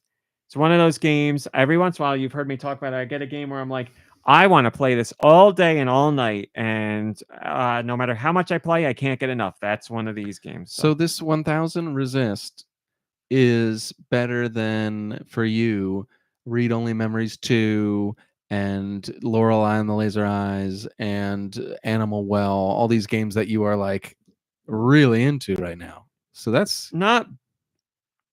I can't compare it to, because they're also different. Read Only Memory right now because I'm only 2 hours into that. Like I was playing that before this came out. But like Read Only Memories seems like it's a different type of game. Like this Read is Only like Memories, I want to play this and not stop playing it. Read Only Memories is awesome. I love it. It's fantastic. I got no complaints. 1000 Resist has an element of mystery to it that sucks me in, unlike these other games that you said. Like there's an element of wanting to know what's going to happen. Like there are things in Read Only Memories that I'm very interested in, and but there's just an air of mystery and like just the mysteriousness in general of 1000 Resist. And you can tell like there's a payoff. Like like there's a big like you just know this is intricately made. Like they're trying to do something really different, important, special here. You just get it oozes out of the game. So I've been playing other stuff while I'm playing this. I stop myself from playing that and I go play other things. Like I said, I reviewed Lorelei and the Laser Eyes, so I've been playing that a ton. Just that game. See, Lorelei and the Laser Eyes is different because that sucks me in, and there is mystery, and I love everything about it. But you can only tax your brain that much for so long. Like I can't do 7 hours of brain teasers because like some of them you're like pushing your mind to its limits, and like you crack a puzzle and you solve it, and you're like, I feel amazing. And then you go into the next room and you're like, what does this mean? And I'm like, I can't do this right now. I can't do this right now. So yeah, it's a little different. But yes, 1000 Resist. I'm playing it on Switch. I believe it's on PC. I don't know if it's on everything else. I got no clue, but oh man, it's so good. You gotta play it. You absolutely gotta play it. And then the other thing, it's funny that you named it because I didn't even let on that I was going to get it. Animal Well, which I also bought on Switch. How much is that puppy? 25. Get it, puppy? 25. You're right. There are puppies. Tell me about this game. Is this something that I would like? Out of the 4 games you've talked about, $25, 10% off. And by the 4, I mean Read Only Memories, 1000 Resist. Get Read Only Memories out of there. Get Lorelei out of there. So for me, the 1000 Resist or Animal. Okay, before we do that, I gotta know why get Lorelei out of there. Because it's a brain teaser, like Professor Layton or whatever. No. It's not like Johnny has a hole in his bucket and it measures 5. No, you explain it. But they're brain teasers. Well, it's the wrong way to put it. But they're like natural to the story. They're naturally organic puzzles. Like Professor Layton is like, that reminds me of a puzzle. And you go into like a Sudoku thing or something. This is like you're in this place and you're like walking around trying to figure stuff out. That's what it's like. It's like Myst, those kind of puzzles. Okay. Where you got to walk around the whole thing to figure stuff out. Plus it has the photographic memory menu, which is perfect. You don't have to go back to rooms to solve things. So yeah, brain teasers is the wrong way to put it, but Myst-like puzzles. Except they make a lot more sense. It's just you're like, I know what I got to do here, but do I really got to do that? And you got to like go through the steps. Yeah. But anyway, between 1000 Resist and Animal Well, you could not have picked a more perfect week to talk about Tunic, because if you like Tunic, you'll like Animal Well. Oh man, they are. One's a side scroller. Animal Well is a side scroller. Tunic is isometric, but. Tunic is more or less a Metroidvania. Animal Well is definitely a Metroidvania, but the hidden paths, the the beauty of it, the mystery, the secret stuff, Raw Meat shared the some of the beauty of the game with me. the different items that you get that change how you play. There's a reason why everybody's freaking out about Animal Well, because it's incredible. Like, this is why Video Game Donkey wanted this to be the first game that came out under his publishing label, because it's that. You've played a bazillion Metroidvanias. This is easily one of the best I've ever played. Easily. And like, it's not a traditional Metroidvania in the sense of like Symphony of the Night or something like that. There's stuff going on in the game. So Tunic is very much like, we're not going to tell you how to do things. You'll figure out stuff on your own, and then maybe you'll get some clues later on. That's exactly what Animal Well is like. You know, you move and you jump. That's easy enough to understand. But you'll get items, and you're like, what does this do? And then you use it, and you're like, oh, you use this for this. Like, same kind of Tunic progression kind of stuff. It's exactly the same. So, but it's built so well that at no point was I like, where do I go? Like, what the hell am I supposed to do? The map has a very nice progression where there's always somewhere you can go. It has a lovely feature where you can mark things on the map. So you're like, put a question mark here, put a box here, put a this there. So you always know where to go back to. You can even get an item that lets you write things on the map. You can literally write out blocked door, need key or whatever. So you don't have to worry about that. It is not combat focused. You do not combat things. There are things that are trying to kill you and use puzzle-esque things to get around them, but the amount of enemies in the game. But it's fun to just avoid enemies. Well, you avoid, there's holes you can't fall in and spikes you can't like, you have a health meter. There's things to avoid. And so yeah, there's spikes. There's like some kind of smoke stuff that hurts you. But you're not getting any. Oh, so it's not enemies. It's just environmental things are killing. Well, you? There's environmental stuff like holes and spikes and smoke gas or whatever. But there are enemies. There's some animals that are out to get you. There's like a ghost wolf, and there's like a. But you can't fight them. You just avoid them. You cannot fight them. You usually use the items you have to fight them. Like, you'll get them to stop doing what they're doing with the. There's puzzles to fight them, basically. But yeah, you're never like, boy, I wish this. I never at any point thought like, I wish this game had combat in it. It's not a thing. I beat the game. Like, I finished the game. I played it all this week. Well, how long did it take you? 5.5 hours. But I scratched the surface of what was there. This game, it's so chock full of incredible secrets. Are you going to go back and do the secrets? Some of them, without a doubt, yes. There's stuff I wrote down where I'm like, this is tied to this. I want to figure this out.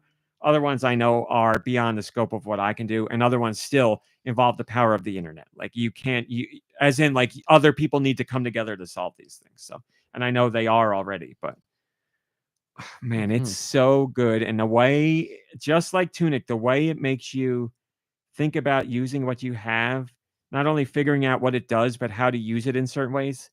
So satisfying. And like the whole mystery of the game, like what's going on here. I love that too. I was thinking about it this week. The amount of games that have come out in the last couple months that aren't just good or aren't just great, but are like genre defining or genre breaking or like milestone watershed moments for games, just in the last 2 months alone, is better than any other I can think of. I see people are like, there's nothing good out there. And I'm like, all you're playing is AAA major. Like, of course. Yeah. Stop playing only first person shooters and go try out some of this other stuff. Animal Well is phenomenal. It is called Animal Well because you are in a underground cavern well that's filled with animals. And most of them are just there hanging out, and they're nice, but some of them aren't so nice. Like, an ostrich. Do you talk? Like, is there dialogue, or Nope. It's just like your actual animals, so they don't communicate? You're a blob. Like, you're a little blob that moves around. That's it. But everything else is in an animal. There are things that are very clearly communicated to you, but not through text at all. It's through environmental storytelling and the ways creatures move. And that's one of the great things. Like, there will be times where you're like, what is this animal doing? And you're like, it's teaching me something. And you're like, oh, it's trying to do this to show me that I can do this. And like Super Metroid. Yes, I had that moment a few times where I was like, this is like Super Metroid. How's the music in Animal Well? there's hardly any music in it. It's mostly ambient environmental noise, and it very much works to the experience. But save rooms have music in it, and the music that's in the save room is so. It's another Anamoya thing. I'm gonna play it for you because while I'm brain, I want you to pay close attention. Something about it. Animal Well Save Song. Makes me think of Twin Peaks.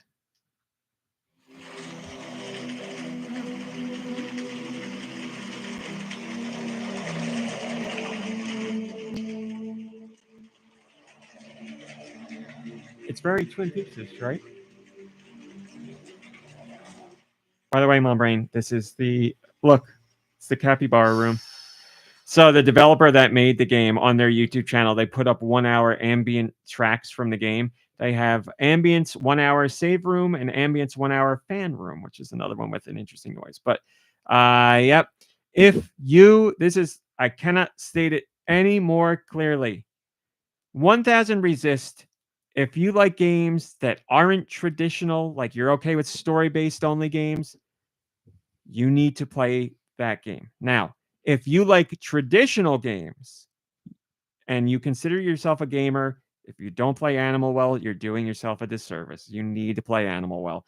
It is a Metroidvania, like many others and unlike many others. It's something else. The way it makes you feel, like the way it unlocks itself as you go, it's phenomenal. It's an amazing game. I did not expect it all to beat it this week. Like I was like, I just didn't expect to go back to it as much as I was going back to it. Like I played it for 3 nights in a row. I didn't want to play anything else. I was like, because in my mind, I was like, I got that thing. I got to make sure I go over there and use that to unlock this. So I didn't want to lose like that mojo. And it was great. But now there's so many secrets, so many more things to collect. And it's great. It's a great game.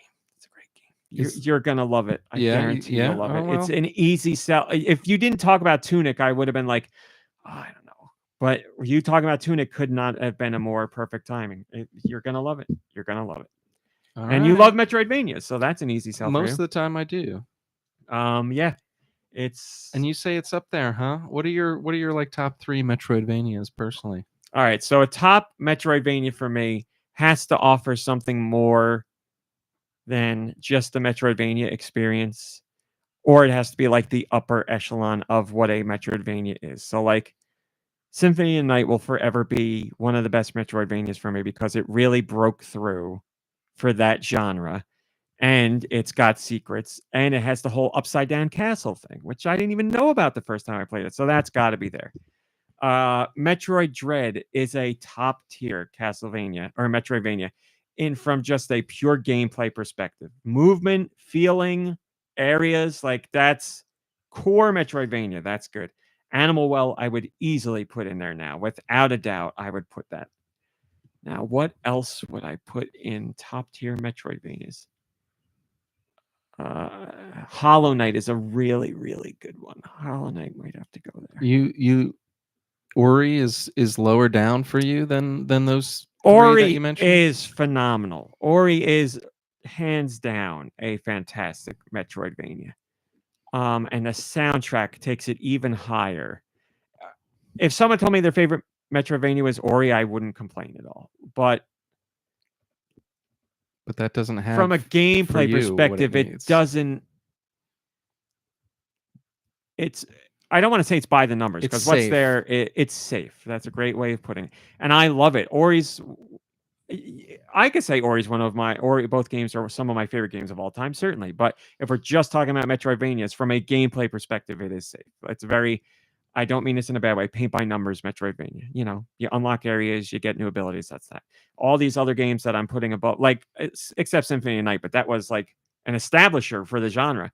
All the other games I'm talking about either do the core to a degree that's higher than anybody else, or they offer other wrinkles that other games don't have. The Prince of Persia game that just came out recently, that's kind of by the numbers. Another as well. Excellent one. Like excellent, but you'd say that's more by the like but safer. I would put that above Ori though, because Prince of Persia surprised me with how expansive it was in what it did. But yeah, again, another top tier Metroidvania. Just when I'm thinking of all time Metroidvanias, Metroid Dread, Animal Well, Symphony of the Night, and I'm sure there's one or two in there I'm forgetting, but that's what's coming to mind right now. Yeah, Animal Well, worth every bit of hype you have read about that game and then some. Let's go check Metacritic and see what it does. Man, I'm excited to try out this Animal Well then. Yeah, I mean, Can't wait till it undertales my butt and I end up hating it and everybody else loves it. No, not gonna happen. There's nothing in there where you're gonna be like, I don't understand, or like, no, you're totally fine. I wouldn't worry about that at all. You're not gonna have existential crisis with this game. Good. You could play it and not like take any of the story at all. Like I said, there's nobody's saying anything. There's no like, yeah, you'll be fine. I know you want to say more. Animal Well, Metacritic right now 91.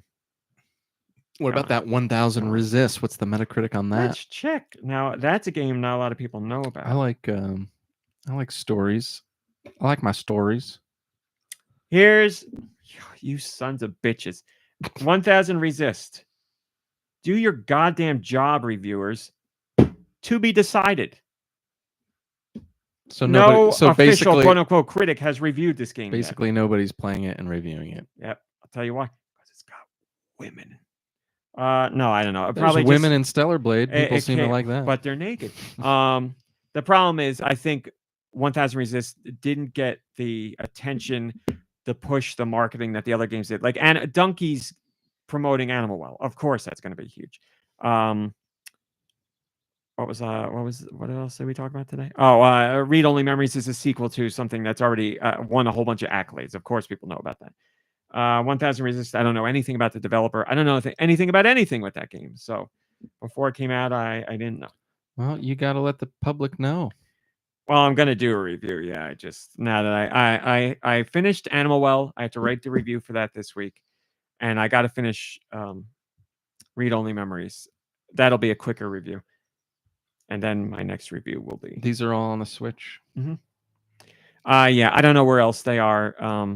Animal Well is on other things. Yeah, I think Animal Well's on everything. But it's, I mean, it doesn't need. You can get it on the Switch. No, yeah, it's a very, very nice looking game. If you like that art style, I love that art style, and it's got some really nice animation and geometric like fog and lighting in it. But yeah, you know, it's an old school looking game. Yeah, I think it's on everything. What an exciting time for games really for is. you, my friend. The last couple months have been stellar. So much good stuff. And then I can't believe that Tears of the Kingdom came out over a year ago now. We're already just over a year past. It's crazy. All right, we got questions. Send your questions to goninpod@gmail.com. Where? goninpod@gmail.com. Maybe I will. They can be about Nintendo video games in general or whatever the hell you want. Great question, Autumnal Blake. They ask, what is your favorite pastry? I love a good almond croissant. You know what? I love a good almond croissant. You know what else I love? Thanks to Costco. An almond Danish. You had some of that with me. Oh, that was delicious. That was really good. I love a chocolate croissant. Yeah, chocolate croissant. I mean, I like a basic donut. I know that's basic, bitch, but a donut, come on. A glazed donut, a powdered sugar donut, even though I don't like it getting it all over me. A Nutella-filled donut. Strawberry shortcake. We had the watermelon donut. Oh, we did. Did we tell you that? We had a watermelon donut? No. So Dunkin's new menu for summer has a watermelon donut with like watermelon jelly in it. Gross. I was like, I'm not in love with it, but I don't hate it. I was like, let's try it. We got it. It was good. It was. It was good. It was much better than you think it would I be. wouldn't get it again. I would get it again, but I wouldn't be like, I need it. Was it like the shape of a jelly donut or a Boston cream, like the same kind of like thing? any other. Yeah. Yeah. See, that I don't mind jelly or Boston cream donuts, but like I'm the weirdo that thinks it's like too much goop in there. You know, you might like this because it wasn't a lot of goop. It was a modest dollop of goop. Because I also feel that way. Well, they probably trying to save money now. Yep. I want more donut than jelly. I do want the jelly in there, but I want more donut. I enjoyed the donut. Oh, we got to give them one of those buns. It's just like whenever I eat a Boston cream, I feel like it's just all cream. I got to peel the edges off and dip it in the cream. If I'm being completely honest, I thought the watermelon donut could have had more jelly. Oh, it was modestly filled. But yes, we just bought from Costco. What are they? They're like some kind of buns. It's like a chocolate bun and a Hokkaido cream bun, and they're like little bread. Yeah, they're bread. They're like a roll, but they're like a pastry roll. Their texture. Yeah, they're like kind of wet. Die for. Oh, it was so good. We both ate one yesterday. And we were like, this is heaven. Delicious. This is what life is about. So if you want one, you're welcome to. What other pastries do we like? I love a really well-made cake, like with really good frosting. Come on. A good. I like Guavadon. A good, like the old school, like custard and strawberry fillings. Hi, Tentavision. Delish. I love a lovely cake. What pastry do I love above all others? A croissant? I love a croissant, but no. Come on, think about it. I'll give you one hint. Very rarely get it.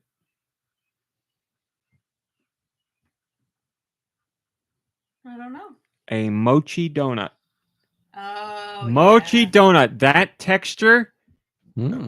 I'll be eating those next weekend. Oh no, you will. I will. You gotta bring some home. Maybe. Oh my god, I love mochi donuts. If you haven't had a mochi donut, imagine like a regular donut that's lighter but also more chewy. Oh, I love it.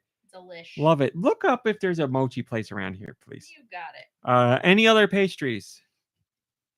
I'm not gonna say no to a pastry. Yeah, I'm not gonna say no either. I hate to say that mine is a croissant because it sounds very basic, but like a croissant is so delicate and neat. So much care goes into making those, and when they're perfect and fresh, there's little that I like better than a croissant. Maybe a little Nutella to spread on it, and like peeling it apart. Like everything about it is great. It's fun to eat. It's fun to. I think they're beautiful. Everything about like a croissant. I love a chocolate croissant as well, but. I know. I'm sure you've had croissants from pâtissiers in France, but the France or the Costco croissant, it's a damn good croissant. It is a really good croissant. Yeah, I love a croissant. I do too. I've always loved them. I remember getting them as like a little kid. My dad used to go to the bakery down by where we used to live a long time ago, and that bakery had some amazing croissants. I look forward to Sundays so much. Thank you, Radical Defect. I appreciate it. That's that. We did pastries. Man, am I hungry. We also have a Patreon, my brain. A Patreon. Do you know you could join the Patreon for $1? For $1. Steister did. And they asked this question. If each podcast member was a superhero, what would their useless superpower be? Dew could have the ability to talk to spiders and birds, for example, or Mombrain could have the power of instant sleep. Useless abilities as us as superheroes. Well, I have it right now. It's called I can tell you what song a game comes from or what composer made it. So that's pretty useless. For now, but your game show's coming. There's definitely my day will come. It has to come. What the heck? I can tell who's walking in by how heavy their footsteps are. That's and a you useless know when one. the pizza man is here. I know the sound of a pizza man car from miles away. Yes, definitely. I can spin most square pillows on my finger. Yes, that's a great one. It has to be square. That is a great one. Mombrain? I can fold a pretty paper boat. Oh, come on. Your finger trumpet, that's pretty useless. Man, there you go. It gets me every time, though. What else do you do that's a good useless Look, my superpower? teacher stare only works in like one environment and on one group of people. Well, you just thought of a good useless one, but I guess it's not useless. It's useful. Being able to often hide what you're thinking because you don't realize what your face is doing. Like your face will look like something's wrong or something's bad when you're perfectly fine. But when I'm trying to hide how I'm feeling, that's not possible. Yes. That's not possible. Trying to think. I guess we did enough. Mm-hmm. All right. Let's thank you for the question, Slicer. Let's do music. Send your music to goninpod@gmail.com. Where?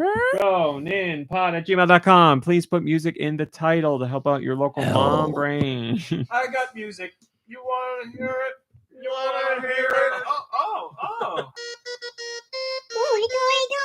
Whoa. Nice. Okay. Just imagine Right. myself and Droth as young children doing that for hours on car rides. My Yeah, poor... sure. Young children. Yeah, that's true. We were just doing it the other day, back and forth to each other.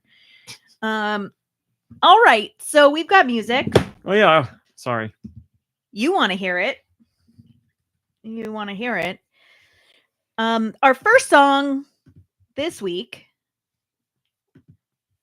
Sorry, it's coming. Comes from Geku Kitsune. Oh, this is it's a Tecmo game. It's Ninja Gaiden 2: The Dark Sword of Chaos, or The Dark Sword of Chaos.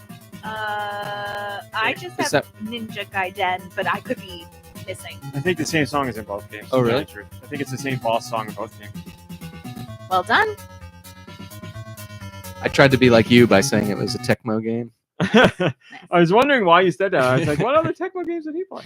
That was from our friend Geku Kitsune. I don't know. I'm trying to think if there's something that I register as Tecmo in my mind as far as music goes. I'm not coming up with anything. This little jingle comes from Guy Bones.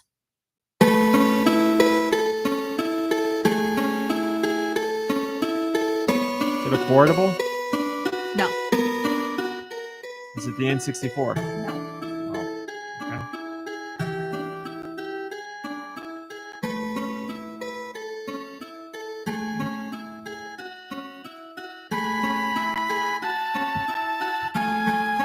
So is it SNES? First party? It is SNES. It is not first party. All right, Guy so Bones for helping me with I'm this. guessing it's going to be a Square Enix Squaresoft game or an RPG. I don't think so. Okay, then I'm just all wrong all again. I Turns have out this no clue. superhero power really is useless. I don't know then. I don't know. I got nothing. I don't know. We're giving up. It is Bassin's Black Bass with Hank Parker. Man, Guy Bones. Wow. I would have A never. fishing game. No, I would have never guessed That that. song did not sound like. Hook, line, and That. sinker. Sorry, fellas. you can't fish now. The fish are sleeping. This Now one's I'm from- interested in more about Hank Right? Parker. He's a fish lullaby enthusiast, apparently. Hank Parker Jr. und Fishbusters. This one comes from Akumaju.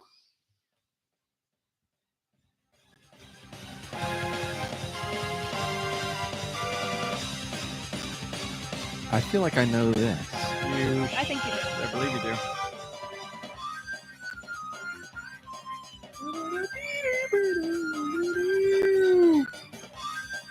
What is this on? The portable. Yeah, DS. DS.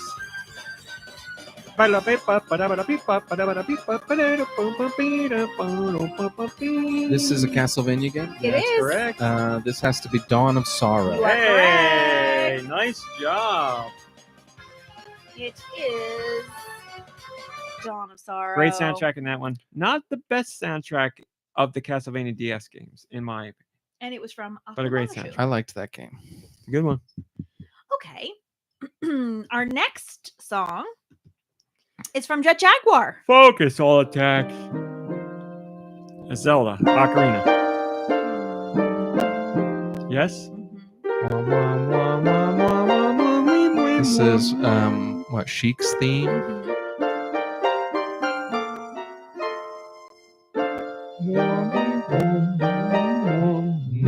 God, that's good.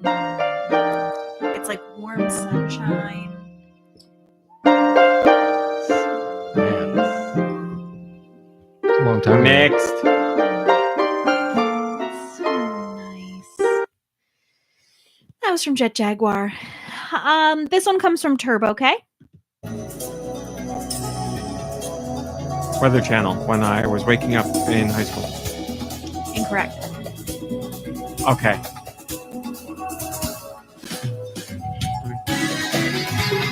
Okay. Oh, it's one of those where I get it. I'm going to try. It's either Sega or Nintendo. maybe a little Square, but I really think Sega or Nintendo. Oh no, wait, I know this. No, this is something else. I'm completely wrong. It's the franchise that Vitamin G loves. Monsters. Wonder Boy? Wonder Boy. Will you accept Wonder Boy? What were you going to say, Dude? I almost said Monster World? It's Monster Boy. Monster Boy, that's it. Oh. Monster Boy and the Cursed Kingdom from Turbo K on the Switch. Is that part of the Wonder Boy universe? They're all related to each other. This one comes from Storbus Corbin.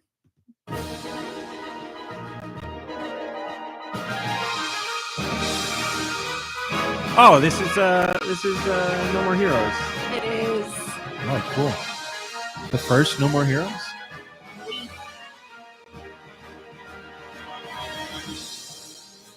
Man, you got a good memory. Those games are special to me because I'm a weeb, so I remember that stuff. Yeah, well. but you remember Plus that Gene. stuff. Not a lot of songs in those games either. Like there's a couple songs when you're fighting through. Oh, Gene, yeah, I remember because of Gene. Of course. Gene. All right. Boy. This one's from Alien Boy VA.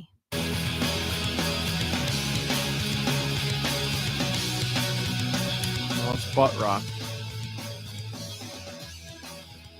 I guess Sega right off the bat. I don't No. think it's Sega. It is Butt Rock. What's this one? Oh, Jesus Christ!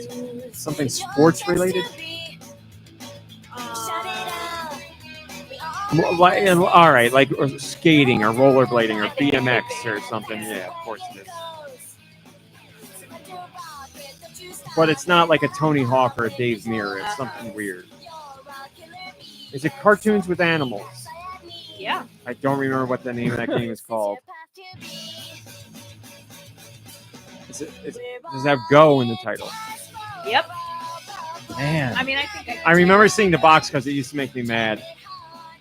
Is it Go Yeah. Hyper Grind? Yep. And And we got there. if I think this was the one. Has it got a wolf on it? Yep. I think Alien Boy VA said there was some kind of There you go. connection between this and Ren and Stimpy somehow. I could I be don't wrong, know that but connection, Like but like somebody developer or music, like somebody behind the scenes. But it could be wrong. yep, I remember seeing Go Hyper Grind. It used to make me mad because I'm like, come on, GameCube, get it together. That's a bad cover. Yeah. Okay, so that was from Alien Boy VA. The next song comes from Jess I.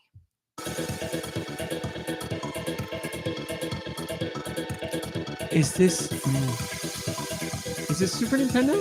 It's got Super Nintendo noises. It is. Oh, now I know it's. I've lost track of how many songs we did. I'm gonna need. We have this one plus 2.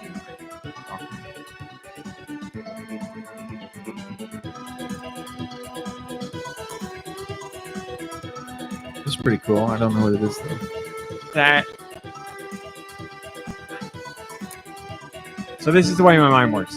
It's an amalgamation of sounds that I would associate with different companies, and I don't know it right away, so it's probably licensed, and then It is I don't licensed. know because it's got like the echo noise is one company that's Capcom, but I know this isn't Capcom. It is not. So if it's licensed, it's Ocean. It is. I don't. They did 1,000,000. I got no idea. Name movies from them. You'd be the better one to guess on that. Waterworld. 90s movies. It's not Waterworld. It's gonna be like something action heavy. Total Recall. Terminator. Nope. Commando. No. Man, I hope you get it. I don't know. Yeah, this is like perfect for the two of you. Predator. Nope. RoboCop. Dirty Harry. You said RoboCop and Dirty Harry, and I'm getting like a action cop vibe. She agrees. Okay. 90s movie action cop. Beverly Hills, there was no game. Beverly Hills Cop. Die Hard. Lethal Weapon. Yes. Oh baby! We did it. Great job. Nice. Thanks. Your movie knowledge came through. All right. And that was from Jess I. This one's from Nico Darunia. Getting too old for this. I hate it it so much. No, it's gonna be good. Yeah. Okay. Is this Nintendo? It is. Oh, I know. It's not. I was gonna say Gyromite, but it's not. It's It is Wrecking better. Crew. It is Wrecking Crew. Got there. Sounds like Balloon Fight, and it sounds like all those. It but was from Nico Darunia. Sounds like anxiety. Yeah. And the last song we have for the week comes to us from Mikey3319.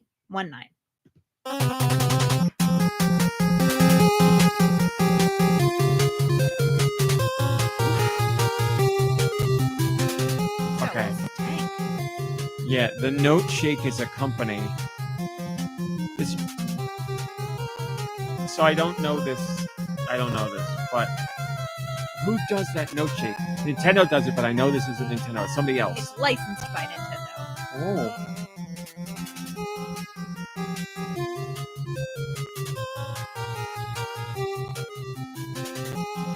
You know who does a Note Shake? Tecmo. Tecmo. Yeah. It is Tecmo World Wrestling. Oh, where do you get that's funny. The Note Shake. That's Because I kept thinking, and I was like, why? And I thought of Ninja Gaiden, and I was like, they do the Note Shake. Man, that's funny. Yeah, I was The thinking that vibrato. the second you said that. That's really great. Yeah, there's a whole bunch of songs in Ninja Gaiden that do that. So you didn't let us guess sorry. Tecmo, but No, I We mean, came I full think- full We got circle like Tecmo. 3 different times Yeah, during right. this whole podcast. Yeah, like you guys really you pulled together. so did we? I mean, by my numbers, we got 9 out of 10. 6 out of 6 9. 6 out of 9, I believe. Oh my. Wow. This just in, we have a bad game description. Oh, cool. All right, if you want to. I actually realized it's been around a while. We've had it a while. I must have missed it, or I've done it before, so we're gonna do it again. There are 3 of them, and they are from Kalas, Kalas, Kalas is a wrestling move, so I'm Oh, gonna say maybe. Kalas. who says, "Howdy, Mom, Brain, and crew. I'm sad no one else has submitted more bad game descriptions, so I'm attempting to keep the game alive because I have fun coming up with Yeah, them." you're good at them. That's why. Number 1. Lady takes a break from babysitting pig to take picture of bugs. Legend of Zelda: The Wind Waker. No, I'm sorry. Lady takes a break from babysitting a pig.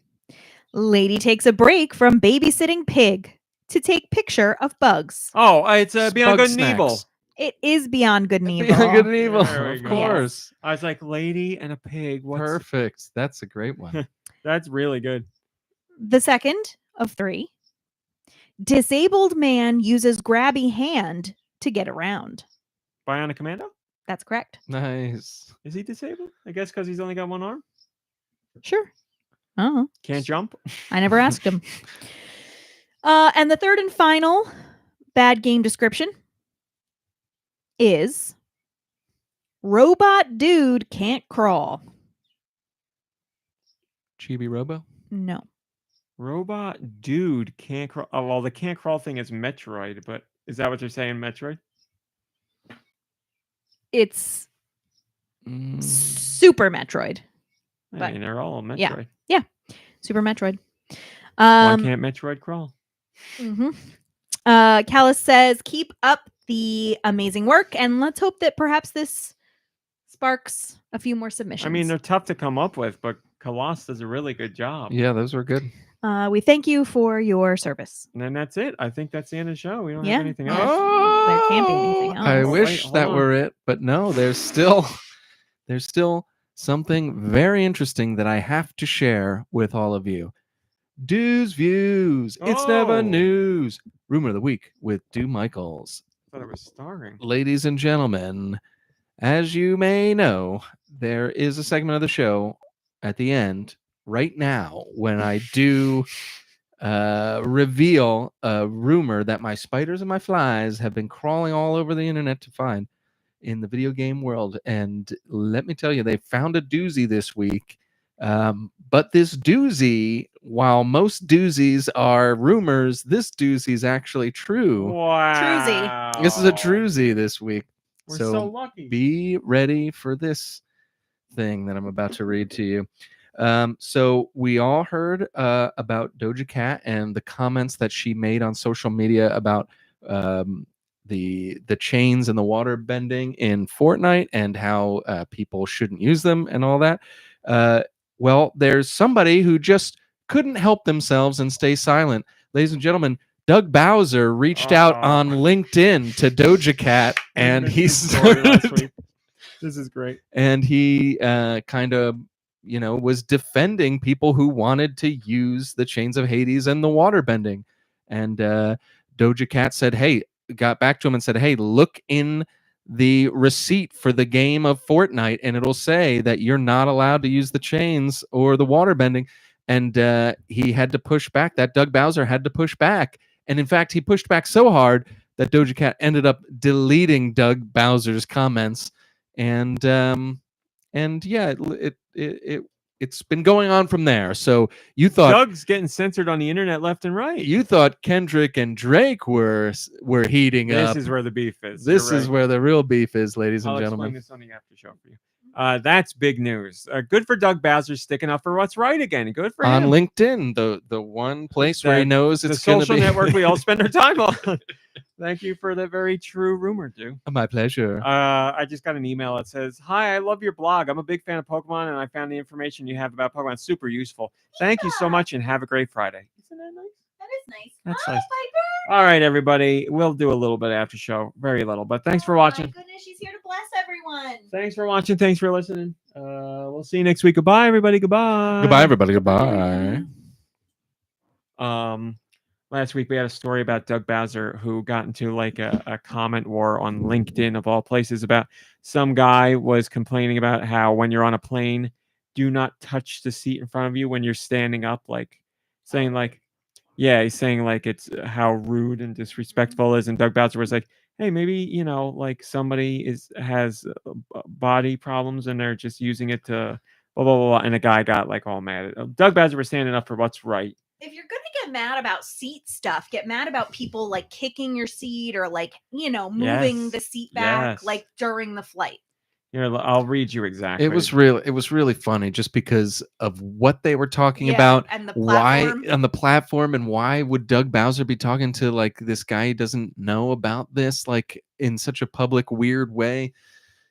And then RMC was kind of like, is this what Doug Bowser's doing? Like, we love Doug Bowser now more than ever, but like, is this what he's doing? Here you go. Here's what the guy said. This is the guy on LinkedIn. He goes, as you make your way to your seat, rise from your seat, navigate the center aisle, etc. A reminder, you do not have, capital letters, the right to touch other people's seat backs. The seat in front of you is not there for you to stabilize or raise yourself. That is what the armrest is for. The seat you are in is yours. No other seat or seat back should be touched by you at any time. Thank you for respecting the miracle of flight.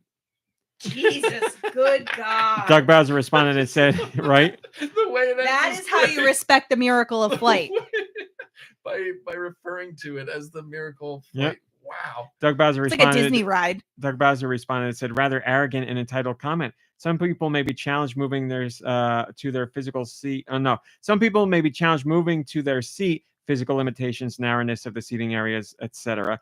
That said, if a passenger should need to support themselves getting in and out of the seat, they should be as gentle as physically can be. P.S. Where on your ticket purchase documentation are your rights to the seat back or other rules you speak of declared? What rules? The other guy says entitled would be indicating you own everything not elucidated on a ticket contract. Manners are clear. Happy to help you out with them with the post. Seats are allocated by passenger, in fact, printed on the boarding passes. Doug Bowser said, manners are different from rights. I do see the arrogance is still prevalent, however. Have yourself a good day. Damn. And then Chad went in and deleted all of Doug's comments.